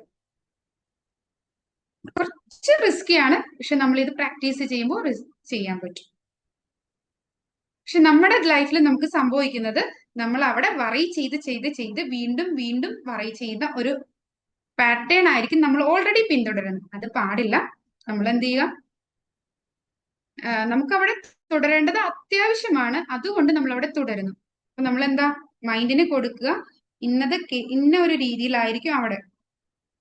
അപ്പൊ നമുക്ക് അവിടെ നിന്ന് മാറാൻ, ആ ഒരു അറ്റ്മോസ്ഫിയറിൽ നിന്ന് മാറാൻ സാധിക്കുന്ന എന്തെങ്കിലും മാർഗം ഉണ്ടെങ്കിൽ നമ്മൾ മാറാൻ നോക്കുക. പക്ഷെ നമുക്ക് അവിടെ തന്നെ നിൽക്കേണ്ട ഒരവസ്ഥ ഉണ്ട് എങ്കിൽ നമ്മുടെ മൈൻഡിനെ നമ്മൾ സെറ്റ് ആക്കുക.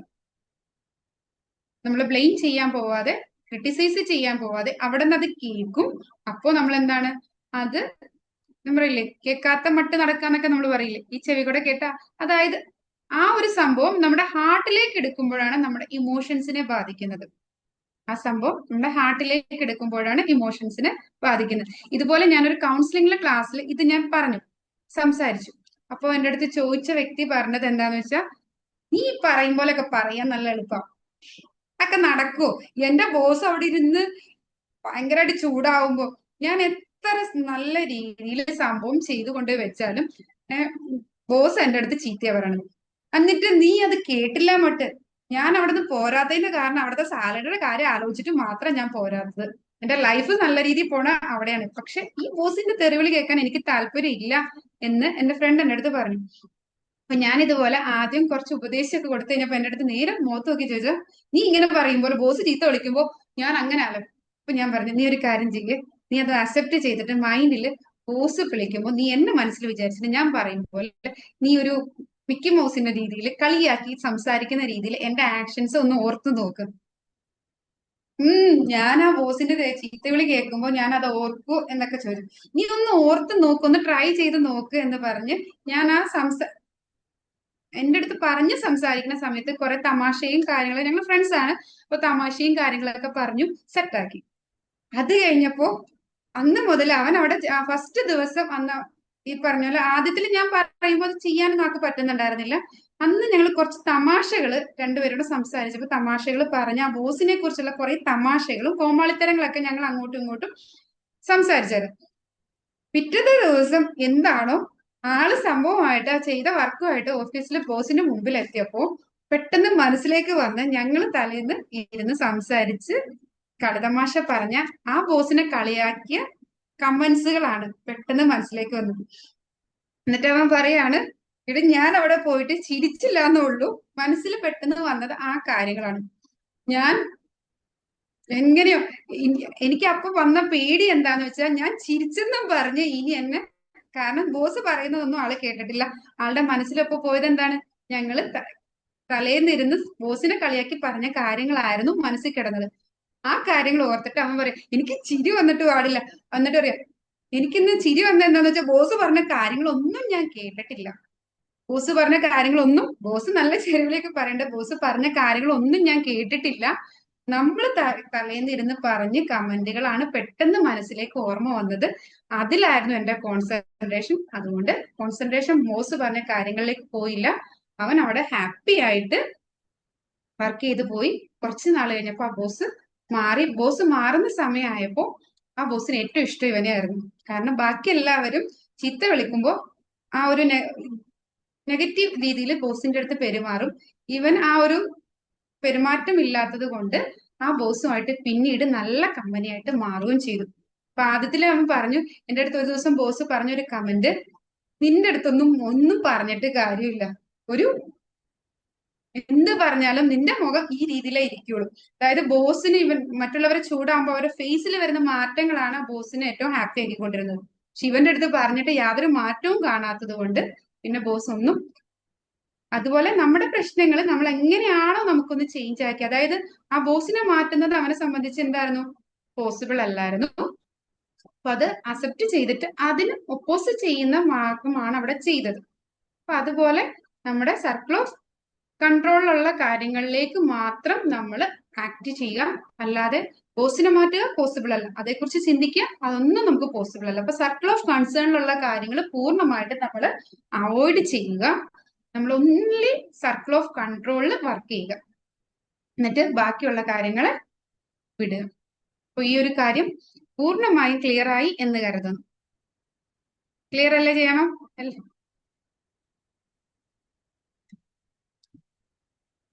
ഈ ഒരു ക്വസ്റ്റ്യൻ ജസ്റ്റ് നിങ്ങളൊന്ന് വാട്ട് ക്യാൻ ഐ ഒന്ന് എഴുതുക. What can I control right now? ഇപ്പൊ എനിക്ക് കൺട്രോൾ ചെയ്യാൻ പറ്റുന്നത് എന്ത്? What should my energy go? What small action can I take?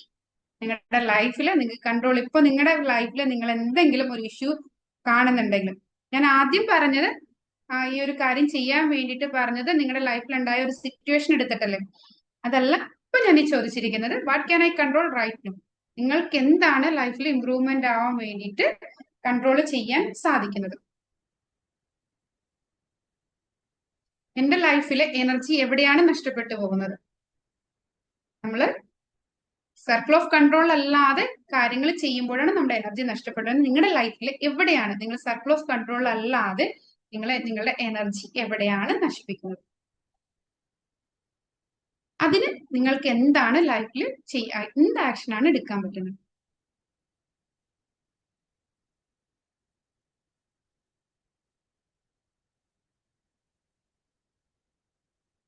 അപ്പൊ നമുക്കൊരു ഹെൽത്ത് ഇഷ്യൂ ഉള്ള ഒരാളാണെങ്കിൽ എന്താണ് what can I control right now?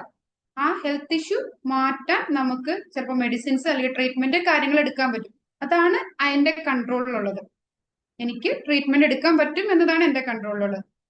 Where should I my energy go? നമ്മൾ എവിടെയാണ് എന്റെ എനർജി കളയുന്നത്? ആ അസുഖത്തെക്കുറിച്ച് അല്ലെങ്കിൽ പ്രശ്നത്തെക്കുറിച്ച് ആലോചിച്ച് അത് പറ്റാത്ത കാര്യങ്ങൾ, എനിക്ക് ഇങ്ങനെ വന്നല്ലോ, അങ്ങനെയുള്ള നെഗറ്റീവ് ആയിട്ടുള്ള കാര്യങ്ങളെ കുറിച്ച് ചിന്തിച്ചൊക്കെ ആയിരിക്കും നമ്മുടെ എനർജി കളയുന്നത്. പിന്നെന്താ, what small action can I take? ഇപ്പൊ എനിക്ക് എന്താണ് അതിനെ പ്രതിരോധിക്കാൻ എടുക്കാൻ പറ്റുന്ന ഒരു സ്മോൾ ആക്ഷൻ എന്താണ് എന്നുള്ളൊരു കാര്യം. ഇത് നിങ്ങളുടെ ലൈഫിൽ നിങ്ങൾക്ക് പറ്റുന്ന 3 ആൻസേഴ്സ്.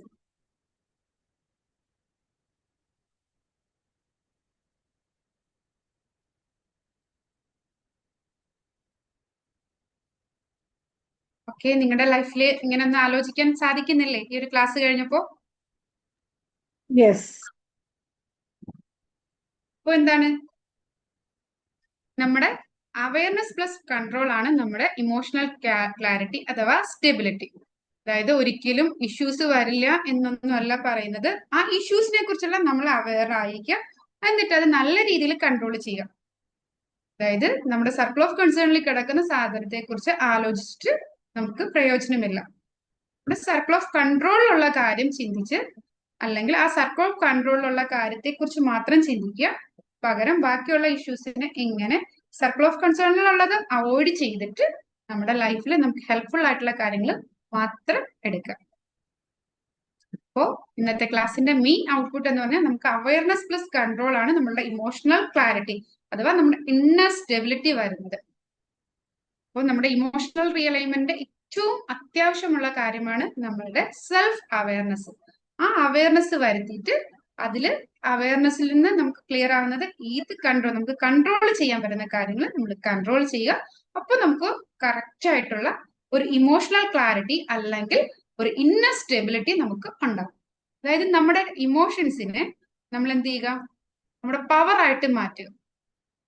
നമുക്ക് ഏതാണോ ഇമോഷൻസ് ഉള്ളത് അത് കറക്റ്റ് ആയിട്ട് ക്ലാരിറ്റിയിലൂടെ നമുക്ക് നമ്മുടെ പവർ ആയിട്ട് മാറ്റുക.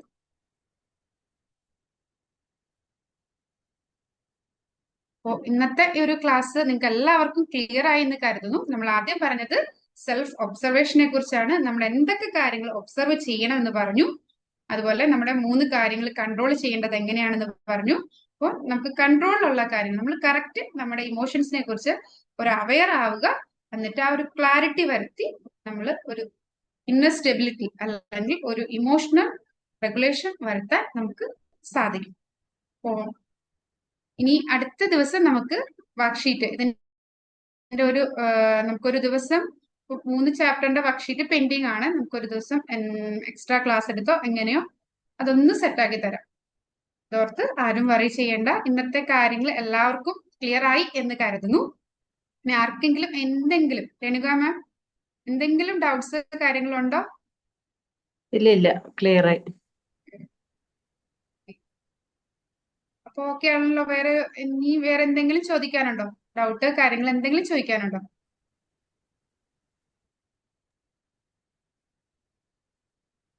ഓക്കെ, താങ്ക് യു ചെയ്യാമോ? എല്ലാം ഓക്കെ ആണെന്ന് പറഞ്ഞിട്ടുണ്ട്.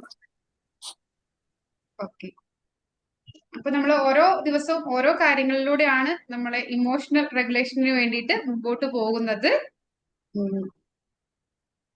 ഇനി നമുക്ക് ആ ഒരു എല്ലാവർക്കും ടെക്സ്റ്റ് കിട്ടിക്കഴിയുമ്പോൾ നിങ്ങൾ ജസ്റ്റ് ഒന്ന് ടെക്സ്റ്റിൽ കൂടി റിവൈസ് ചെയ്യുക. എല്ലാവർക്കും ടെസ്റ്റ് ആയോ, കിട്ടിയോ? ചന്ദ്രകല മാം ടെസ്റ്റ് എത്തിയോ? ഇല്ല. രേണുക മാം ടെക്സ്റ്റ് കിട്ടിയോ? ഇല്ല, കിട്ടിയില്ല. ആകെ മേരിക്കുഞ്ഞു മാമിനും ഷാനിദ് സാറിന് ആയിട്ടുണ്ടോ? കിട്ടുമായിരിക്കും. പിന്നെ ആർക്കൊക്കെയാണ് കിട്ടിയേക്കുന്നത്? വിമൽ സാറും ഒക്കെ കിട്ടിയിട്ടുണ്ട്. വിനോദ് സാറിന് കിട്ടിയോ?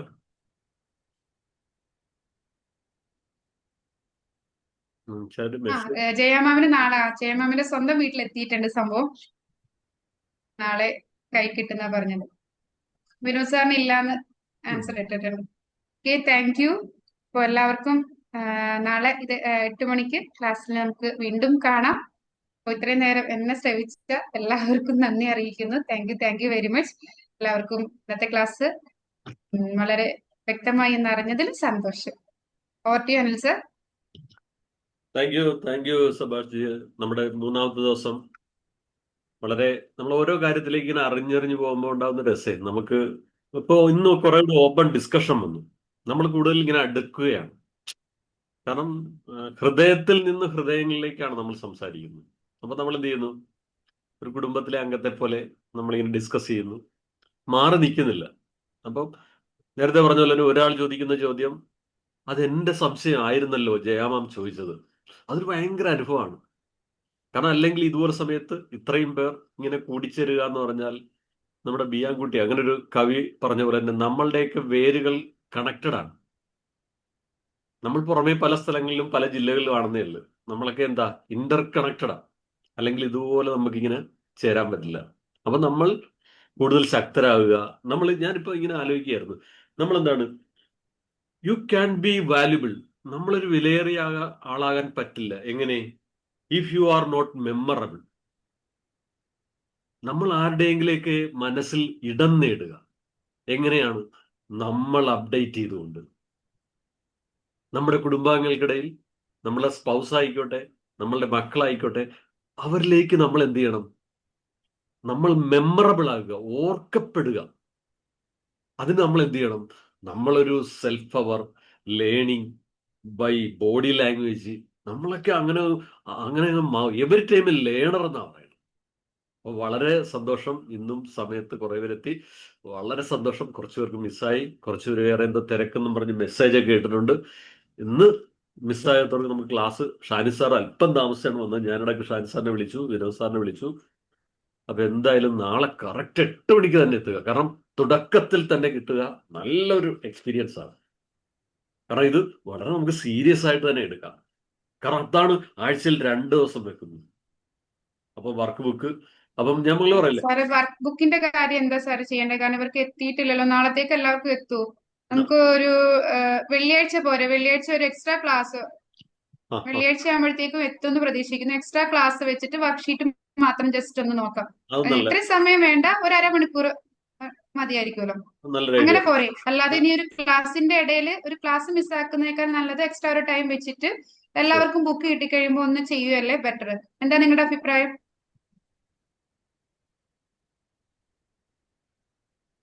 ഓക്കെ, അപ്പം നമുക്ക് എല്ലാവർക്കും ബുക്ക് ആയി കഴിയുമ്പോൾ ഒരു ദിവസം വർക്ക്ഷീറ്റിന്റെ ഡൗട്ട്സ്, അത് കഴിഞ്ഞിട്ട് പിന്നീടുള്ളത് ആ ബുക്ക് കിട്ടിയ ശേഷം ഇനിയുള്ള ക്ലാസ്സുകളുടെ അപ്പോ ആ ക്ലാസ് കഴിയുമ്പോൾ തന്നെ വർക്ക്ഷീറ്റ് പറഞ്ഞു പോകാം നമുക്ക്. ഓക്കെ. അപ്പം നമുക്ക് സെഷൻ അവസാനിപ്പിക്കാം. അപ്പൊ ഒറ്റ കാര്യം കൂടി, നമ്മൾ എല്ലാവരുടെയും മനസ്സിൽ ഓർക്കപ്പെടുക. അപ്പൊ നമ്മൾ വാല്യുബിൾ ആവും. ഇപ്പൊ നിങ്ങൾ വാല്യുബിൾ അല്ലെന്നല്ല, അല്പം കൂടി. കാരണം you are a blessing to this world. ഈ ലോകത്തിലേക്ക് അനുഗ്രഹീതരാണ് നമ്മൾ. ചെറിയ ചെറിയ പ്രശ്നങ്ങളിൽപ്പെട്ടൊക്കെ നമ്മൾ ഇങ്ങനെ പോവുകയാണ്. പക്ഷെ നമ്മളുടെ മനസ്സ് വലുതാവുമ്പോൾ ആ പ്രശ്നങ്ങളൊക്കെ ചെറുതാണ്. അപ്പൊ അതിന് നമുക്ക് എല്ലാവർക്കും കഴിയട്ടെ. ഒരിക്കൽ കൂടി ഇന്നത്തെ സെഷൻ മനോഹരമാക്കിയ നമ്മുടെ ഷബാസ് ജിക്കും ഒപ്പം ഇവിടെ എത്തിച്ചേർന്ന എല്ലാ കുടുംബാംഗങ്ങൾക്കും അപ്പൊ ഹൃദയത്തിന്റെ ഭാഷയിൽ നന്ദി പറയുന്നു. അപ്പം good night. Good night sir. Sleep well. All are okay. Thank you. Good night. Thank you all. Night. Thank